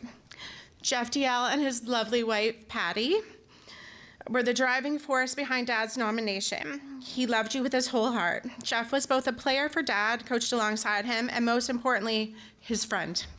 Thank you both from the bottom of our hearts. To our mom and Dad's amazing wife, Brenda, because he would never forget you. Thank you for loving him enough to ensure he never missed a game or a practice, for being his biggest supporter and when he needed it, his biggest critic. Thank you as well for allowing Andrea and myself the many days off school to be part of something so much bigger. Our little family was not of 4, but of hundreds over those years. In closing, thank you for this opportunity to be a part of tonight. Someone once told me the best things in life are the people we love, the places we've been, and the memories we made along the way. This award is the honor he had always hoped for. This is his dream come true.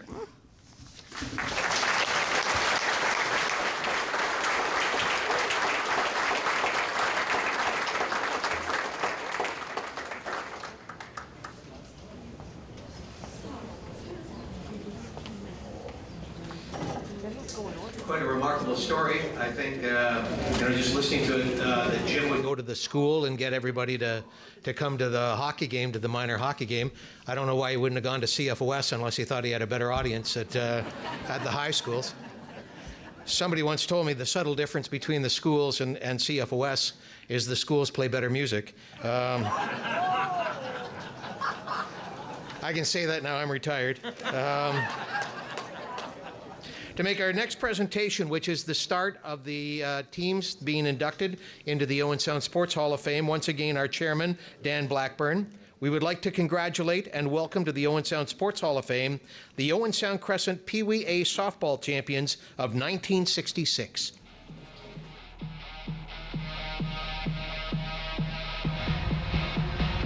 The 1966 Owen Sound Crescent Club won the Ontario Amateur Softball Association Pee Wee A title. They eliminated Richmond Hill, North York, and Belleville before defeating Niagara-on-the-Lake in the championship final. It was the first in OASA history for a minor team from Owen Sound, and only the third for a team from the Scenic City in more than 4 decades of competition. The team was coached by Benny Redmond and Gord Adair. Pictured are the 1966 Owen Sound Crescent Pee Wees. In the back row, left to right, Gord Adair, Ken Harwood, Dennis Patterson, Bob Wark, Ron Reed, Terry Govier, Calvin Cook, and Benny Redmond. In the front row, left to right, Bob Bergeron, Mike Elliott, Kim Grant, Murray Adair, Mike Redmond, Dave Roberts, and Paul Pembroke. Congratulations to the 1966 Owen Sound Crescent Club champions.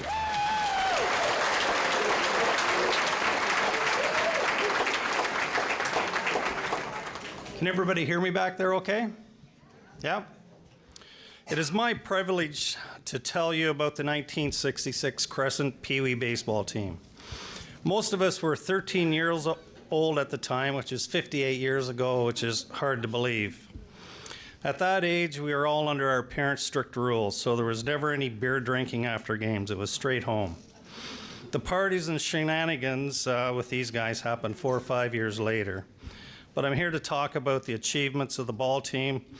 So you're not going to hear me talk about all the all-night poker parties, the Purple Jesus parties on long weekends at Sauble Beach, the ongoing bash at a certain cottage off Balmy Beach Road, or the party of one of our team members had at his parents' house when they were away. The house party, however, did get a little out of control, and by the time the sun came up, all his parents' alcohol was gone. Many people were passed out on the floor. There were a few holes in the wall, and this individual had a few nights of couch surfing until his parents calmed down. I'd like to take the opportunity to thank Dan Blackburn and his selection committee of bestowing us the honor of being inducted into the Owen Sound Hall of Fame. This is quite an honor. I'd also like to congratulate all the other athletes tonight on being inducted. I've read the bios on these individuals and teams being recognized, and we're going in with a great class of athletes. Growing up in a small community and having the opportunity to participate in organized minor sports is very important. It's great to see the 3 builders being recognized today. They all played a big role in minor sports, either board members, coaching, umpires, referees. In my opinion, these are the real heroes. As a 13-year-old kid playing organized sports, all you focus on is improving the sport you're involved in. But the reality, you are learning a lot much more than just the sport itself. The life skills that are developed, which we don't even realize we are learning at such a young age, such as leadership, teamwork, respect, plays a major factor later on in life. Yeah. I guess my time's up.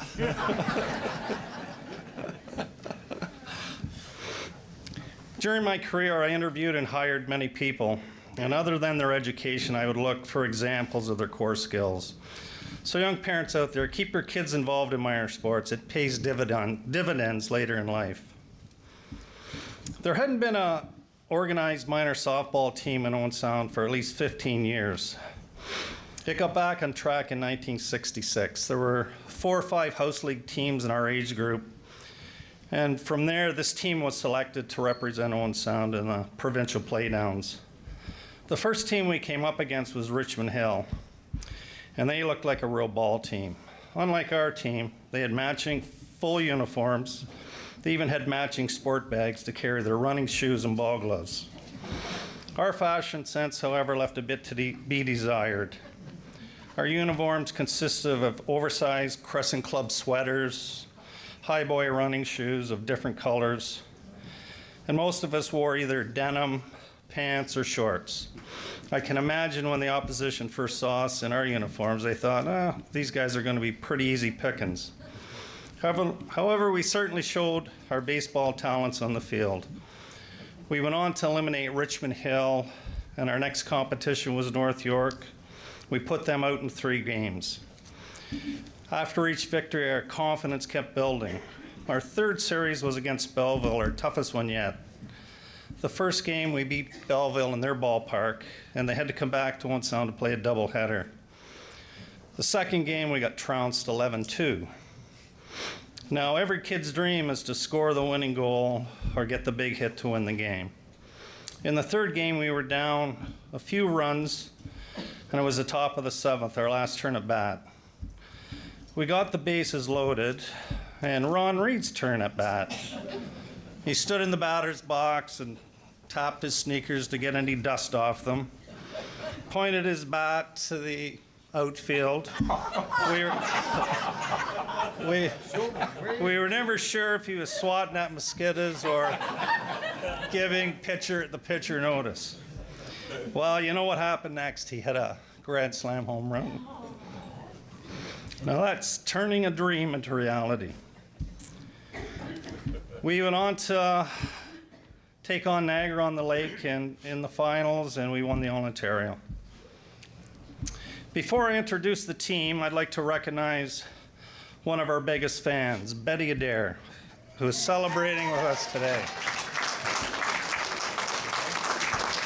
Betty was the wife of Gord, and she hired some of us in some pretty sweet summer jobs as well.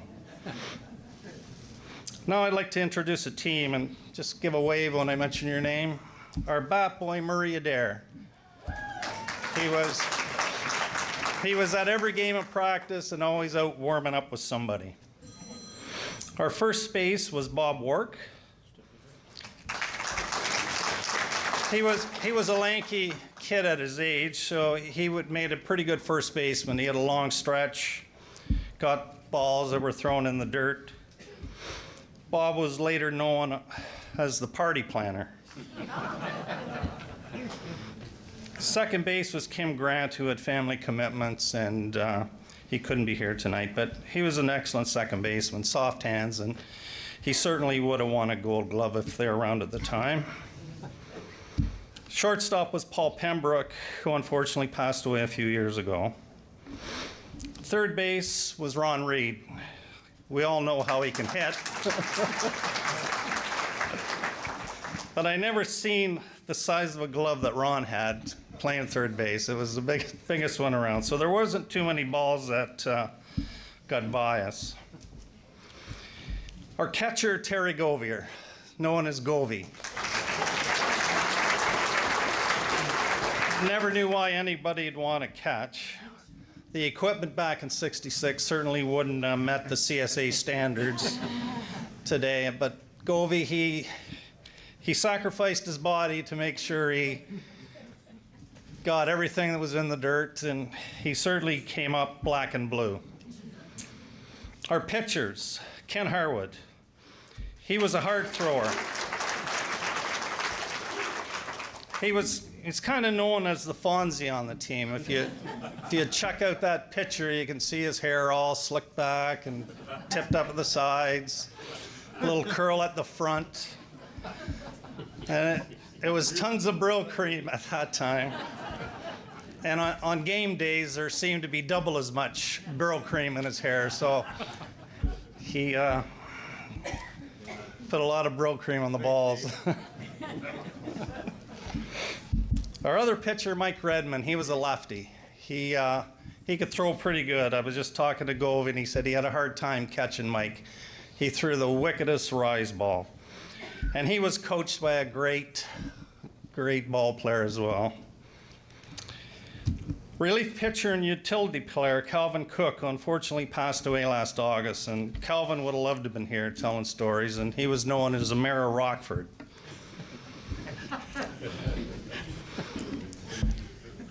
Our outfielders, Mike Elliott, who also had commitments tonight and couldn't be with us.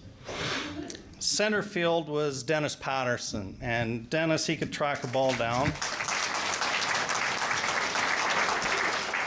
he had one of the wickedest arms in the outfield. He could throw a strike to any base after he made the catch. It was kind of fun just catching up. We haven't seen each other for quite a few years, but I'd tell you some of the stories we had when we were all living in Toronto, but I think a lot of them were illegal.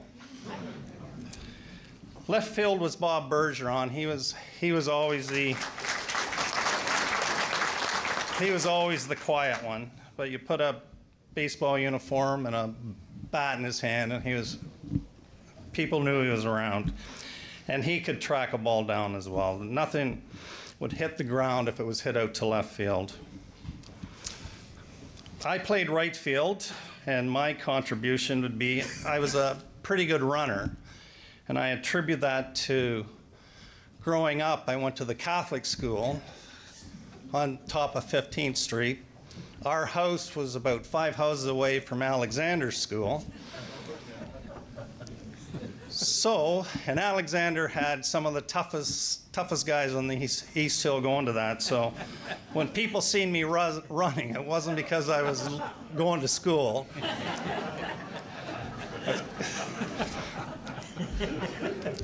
We had 2 great coaches. Gord Adair had a lot of passions. One was his family, coaching the baseball team, and spending time at Sunny Valley Park. He had a little zoo out there, and a lot of weekends so the ball players would go out and do a bit of work out there with him. Yeah.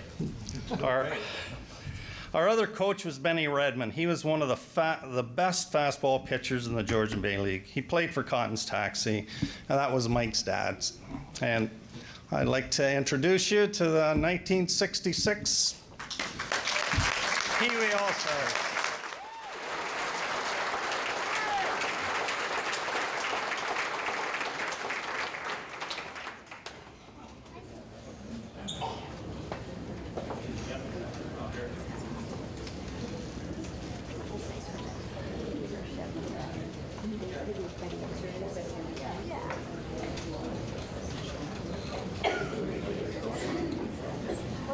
Thank you very much, Dave. Congratulations again to the 1966 Pee Wee softball champions.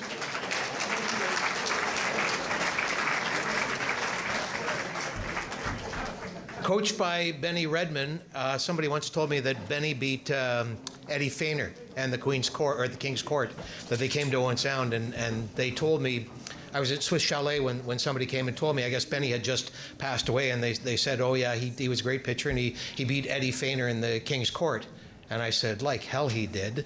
And then they brought me the article from the Sun-Times. So obviously a great moment in Owen Sound sports, just hearing that name again.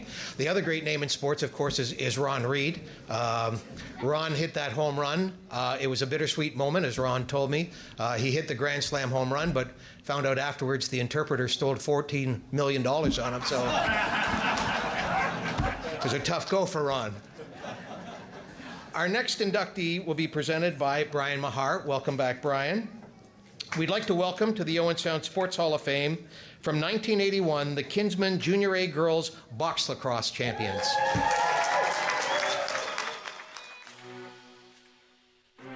In 1981, the Owen Sound Kinsman Junior A Girls Box Lacrosse squad won the following events: the Golden Horseshoe Junior A Mississauga Tournament, the Owen Sound Tournament, and the Hamilton Super Series All-Ontario Junior A event.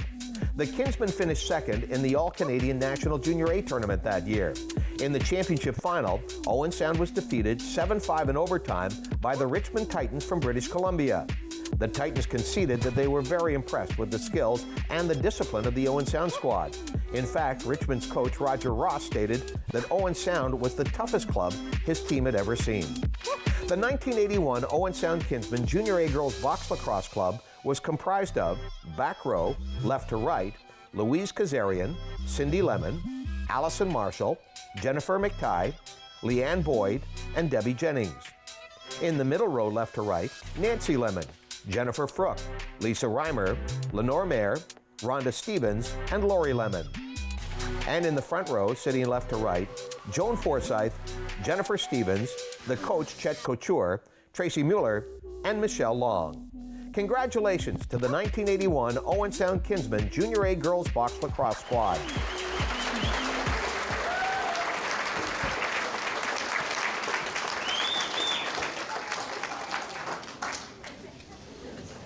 Good evening. It is my pleasure to be back in Owen Sound and to speak on behalf of my teammates.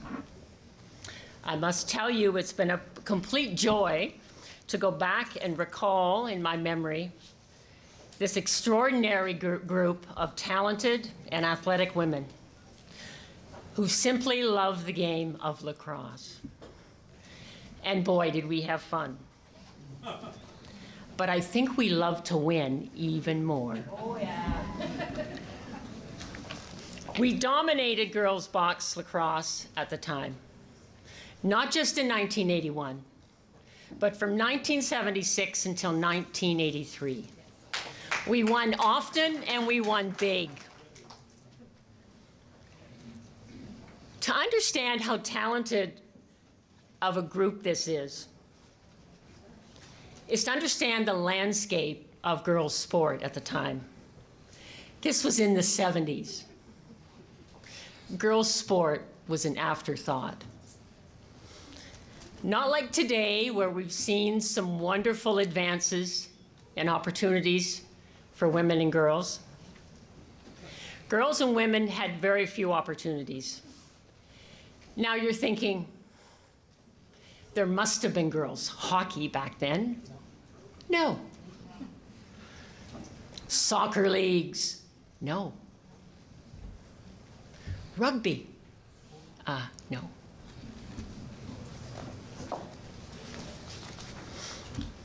That didn't stop us. We mastered the game by playing for hours on the street, in our driveways with our siblings, our brothers, our dads, our neighbors. We played for hours. Thankfully, in 1974, due to the persistence of our parents and some forward-thinking lacrosse executives, did they allow girls lacrosse to begin in 1974. Looking back on it now, we had no business winning anything. You can see it didn't take long for us to make our presence felt at the local and provincial levels. Just 2 years later, after starting in 1974 at House League, we won our first provincial championship. In all, we won 4 provincial championship titles, numerous tournament championships over those 8 years. And in 1981, we simply put it all together, and we won often. What a year we had. We captured the league championship, winning every tournament we competed in, losing only once to an all-star group from British Columbia in the Canadian Championships, and that was in overtime.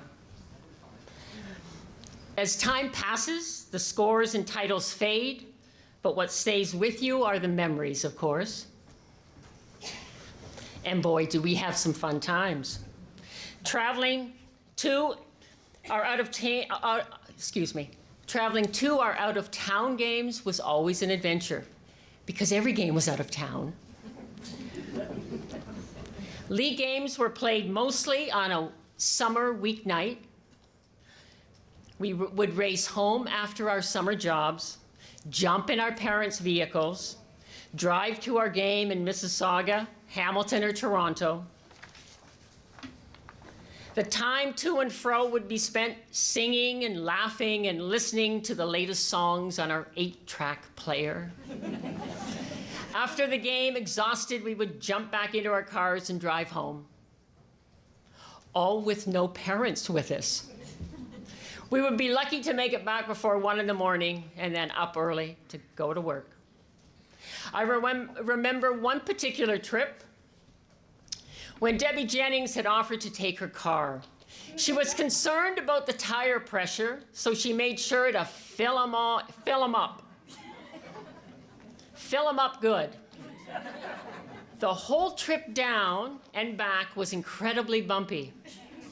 We didn't pay too much attention until she told us the next day that her tire pressure was 60, double what it should have been. Oh my God, boy, were we lucky not to have blown a tire, stranded on the side of the road. Now think about that. No cell phones, no GPS, today's parents would have a bird. Dinner stops at Ponderosa were a given. I don't know if you're old enough to know about the Ponderosa. Dip, diving, and dodging to avoid the bone-crushing hits in the corner was a necessity. Our opponents were almost always far bigger than we were. Executing the Damn It Janet play was our secret weapon, named after one of the songs on the Rocky Horror Picture Show, which at the time was a big deal. We devised a clever offensive plan to trick our opponents and hope for a quick score. And our power play was unstoppable. We would zip the ball around with ease until one of us would fire it in the net. The goalie had no chance. It was quite simply an outstanding and talented girls box lacrosse team, the likes of which the city has not seen since. Most of the team here is tonight to celebrate. However, two of our beloved teammates, Michelle Long Harkness and Lisa Reimer Moz, are no longer with us. We wish they were here to share in this celebration tonight. Many thanks to the selection committee for honoring us tonight, and to Cindy and Lenore for their work in submitting our nomination. Thank you.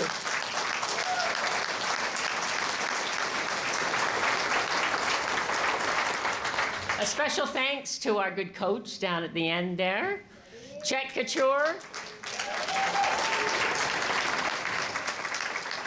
Thank you for your commitment to the team and the countless hours you spent with us.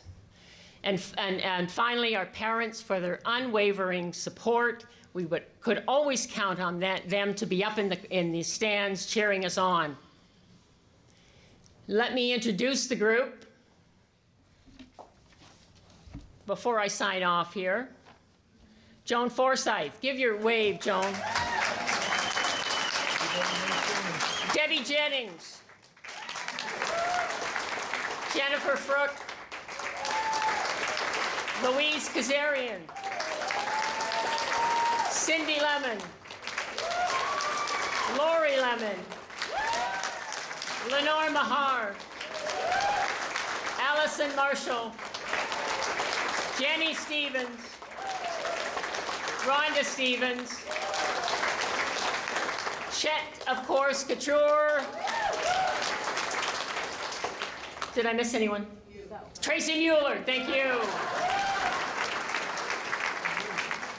And I'm Nancy Lemon. Thank you. In closing, may I say cheers to the team of 1981 and congratulations to all the decorated and talented athletes here tonight. Thank you.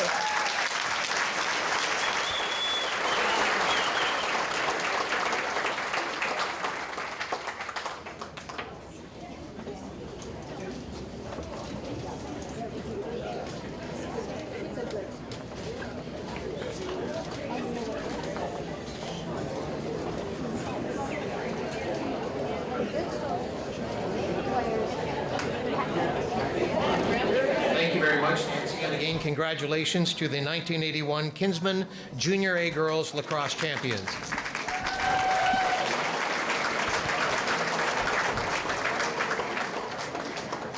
Our final team to be inducted tonight will be welcomed to the Hall of Fame by our presenter from the committee. Please welcome Bill Simpson.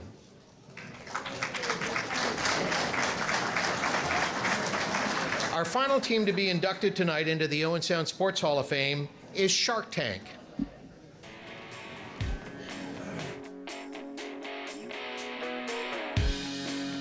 Playing out of Harvey's Billiards on 16th Street East in the city, Shark Tank finished first out of 8 teams to earn a spot in the Gray, Simcoe, and Muskoka CBA Regional. Shark Tank won that provincial regional event, which in turn earned them a berth at the World Championships in Las Vegas, Nevada in August of 2018. The American Pool Players Association is recognized as the world's largest pool league with a membership of nearly 250,000 players, and the championship in Nevada featured more than 700 international entries from Canada, the United States, and from Japan.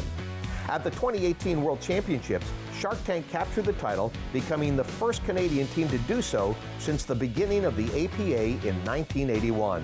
The 2018 World Champion Shark Tank members are, in the back row left to right, Keisha Jacques, Andrew Graham, Colleen Jacques, and Lachlan MacArthur. In the front row left to right, Lee Jacques, LT Jacques, Jason Perez-Meyer, and Ty King.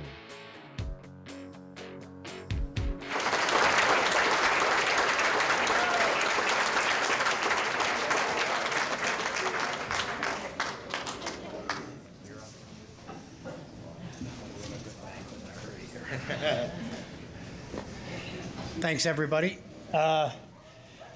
Fred just told me I only had 10 minutes, so I'll guarantee it'll be a little less than that. He did say the first 8 minutes I had to thank him and Bill the whole time, so that's not going to happen. Actually, thanks, Fred, for putting this on, or for emceeing. Does a great job, as we all know. Thanks to the committee. Thanks to Bill. Thanks for the Owen Sound Hall of Fame for doing this. We really appreciate it. A lot of times pool kind of goes under the radar, as we all know. With this group, when we won this championship, in order to win this, you have to qualify to the playoffs out of your league. Once you get to the playoffs, you then have to win the playoffs to go to the next stage, which would be a regional. When you get to the regional, you have to win that, then you get to go to Vegas. Vegas has 713 teams. Your odds of winning are almost nil. You walk in and you say, well, we got a free trip to Vegas. We'll play a couple of days. Hopefully we can get into money. But if not, we'll go see a few shows and we'll go home because they paid our flights to get here. Well, as it turned out, we started playing about 9 in the morning on the first day, and 7 days later, we were still playing. It's a grind like you never seen to win something like that. Like I said, you start early in the morning. You often play till 3 a.m. and you have to be back on the table for 9 a.m. in the morning. And after 5 days, when you're my age, you don't even know your name anymore. So it's not an easy tournament to win. It's $25,000 US for winning, so it's a nice little paycheck. But at the same time, you never expect to win it. You really are going there just for the experience. With this group, we have my son, LT Jacques, and his wife, Colleen Jacques, my stepson, Ty King, my daughter, Keisha Jacques, the cousin we never talk about, Jay Meyer. And we have two guys not here today. We have Lachlan MacArthur and Andrew Graham, who were a big part of our team and one of the reasons we won. But I will say, I'm really honored to, and we all are, we're all very honored that we're chosen by the committee today. It meant a lot. And we'd like to thank all the other nominees, I know Jamie Simpson quite well, and I know a few of the other guys pretty good, and we're honored to go into the hall with you guys. So thank you very much.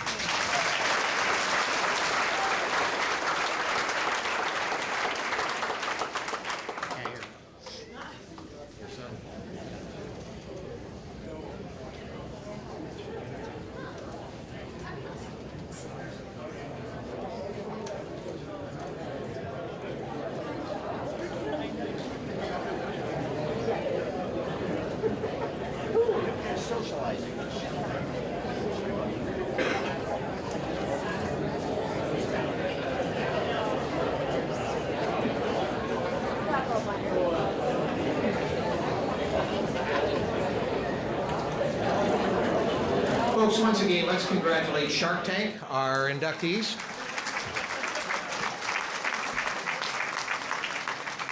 I can tell you from a committee standpoint, there's a lot of worry about conflict tonight for Shark Tank. They were worried that the appearance or the Hall of Fame night would coincide with the Montreal playoff game, but you won't have to worry about that for another couple of decades, so don't worry about that, LT. To make our final presentation tonight, which is a special merit award, please welcome from the committee Tim Keeling.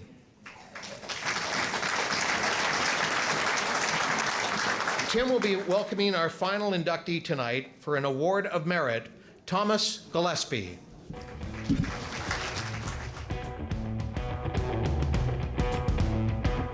Tom Gillespie was a standout hockey player with the Owen Sound Grays.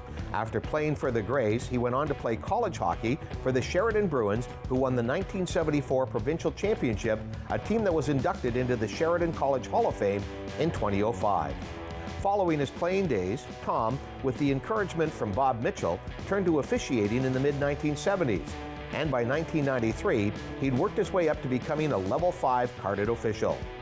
Also in 1993, the NHL officials went on strike, but National Hockey League games continued with replacement referees.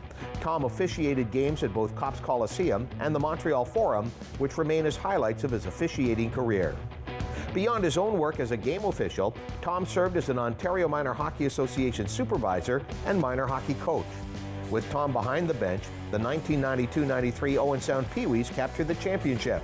And along with hockey, Tom was also the president of the Owen Sound Minor Baseball Association for 7 years and a driving force behind the development of Tom Williams Park. Furthermore, Tom is a past president of the Scenic City Order of Good Cheer. He played a vital role in the construction of the Harrison Park skating rink, the splash pad at Kelso Beach at Nawash Park, and the gazebo here at the Bayshore, to name just a few projects that he and the Order of Good Cheer have created, developed, and supported. Congratulations to Tom Gillespie.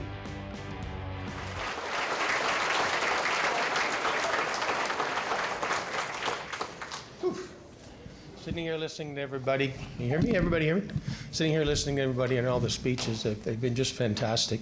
And like everybody else, it's an honor to be standing here. I appreciate it immensely. To the committee, thank you very much for choosing me. I've stood out in that hallway quite a bit and thought, geez, it'd be nice to be on this, and here I am. I really appreciate that. The first of this could be a little tough. Just give me a second.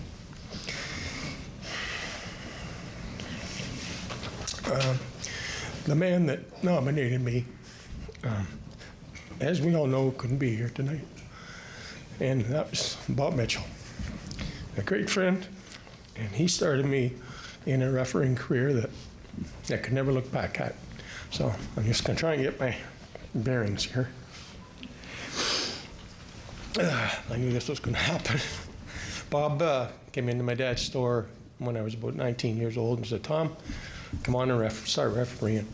So I did. I decided I'd start, and at that time, you could start. I started in minor hockey, and there wasn't the levels there is today. So by the end of the year, John McCutcheon and I were working Bob's lines in senior A hockey in Ontario.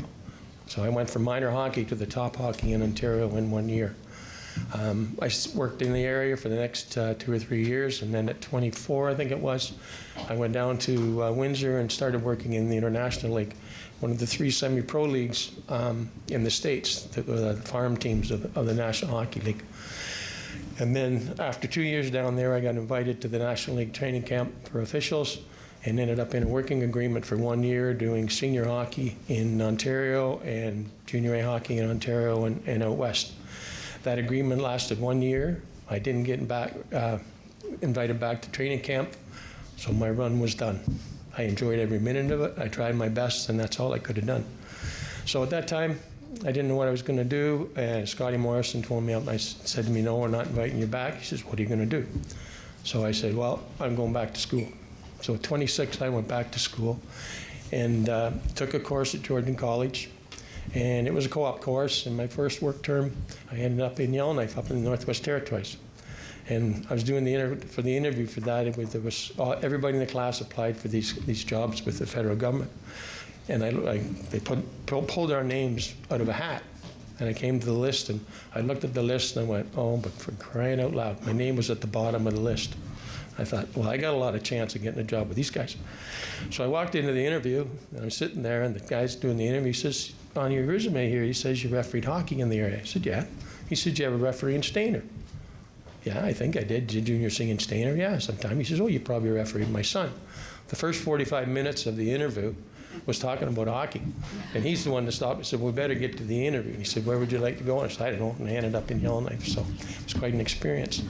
I was up there for 2 work terms. I came back for my last work term, and that's when my wife Katie and I got together.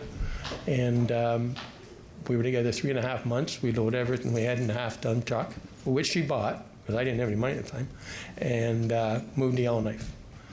And this year, on June 30th, will be our 40th anniversary. So, to Katie, thank you so very much.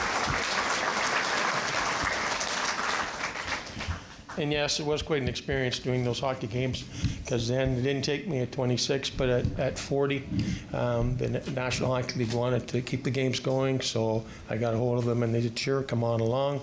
And John and I went down to Indianapolis for a training camp, and I did the Montreal Canadiens, the New York Islanders in Cop Coliseum, and the Montreal Canadiens in Ottawa in the Forum. And that was the last year Montreal played in the Forum. So yeah, that was a highlight of my refereeing career. It was just fantastic.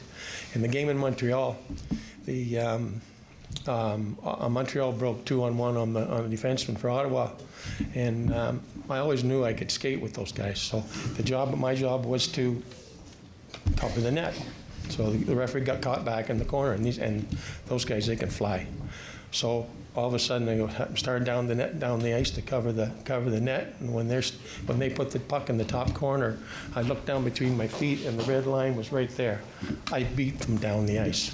So that was a really proud time also. So, and that's the thing in sports. And then from that, that's when things started as far as, well, back in high school, I was manager of the basketball team and all that kind of stuff. Then we moved back to Owen Sound, and I started into coaching. I coached both minor baseball and minor hockey. I coached in that. I convened both in minor hockey and minor baseball. And then when Mitchell was 5 years old, he started to play T-ball. So they needed a convener for the T-ball league, so I convened it for 1 year. And then I ended up as president of minor baseball for about 7 to 8 years.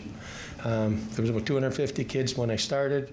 There was over 1,100 when I finished my career. It just blew up like crazy, mostly because of the Blue Jays. So, anyways, and that was the end where my managing and coaching and stuff went. And then after that was done, Katie and I got into a group called the Scenic City Order Good Cheer. I think a lot of people, you know who that group is from all that we've done over the years. And we put the rink at Harrison Park, the splash pad at Castle Beach, and the washrooms. And we're still involved in the group. And our next project, hopefully, is a splash pad somewhere on the east side of town. Okay? But in saying all that, and I've said it before, you can be a convener, you can be a coach, you can be a president. You can do a lot of things for an organization, but you can't do it without other people. I didn't do all that stuff myself. I didn't have success at what I did without having a lot of good people beside me. And I'd love to give names, but I couldn't give them all enough justice. So if they're watching and you're here tonight, if you ever were a part of it and that kind of stuff, all I can do is thank you, because I just never did it by myself. If I'm not taking the credit for it, because without those people, you don't do the things you want to do. So in closing, I'm going to say thank you very much to the committee. Thank you very much to my family, my daughter, my son, especially my wife, and Carol. Thank you very much. Carol's here tonight, Bob's wife, and Lyle and Isabel Love from the Order of Good Cheer. Without those people, you don't get those things done. So to them, thank you very much, and to everybody else, thank you.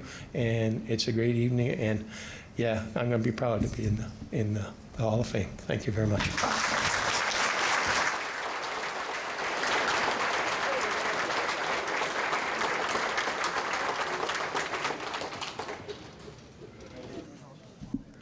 Congratulations, Tom, and welcome to the Owen Sound Sports Hall of Fame. That does our evening tonight. Before we do wrap things up, can we once again congratulate all of our inductees for going into the Sports Hall of Fame.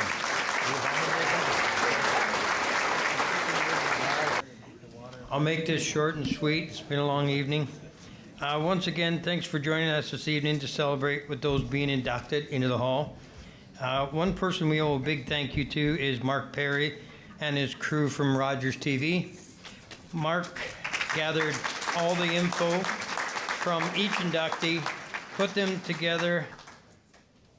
together all the pictures and videos to produce the profiles that you saw on the big screen.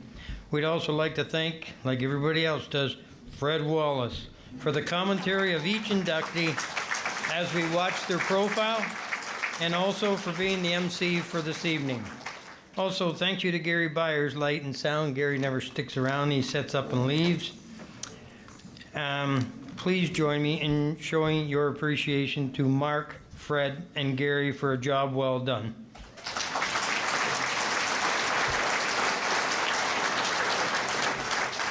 The next Hall of Fame dinner and induction ceremony is May 1st, 2026. Thanks again for a great evening, and have a safe trip home.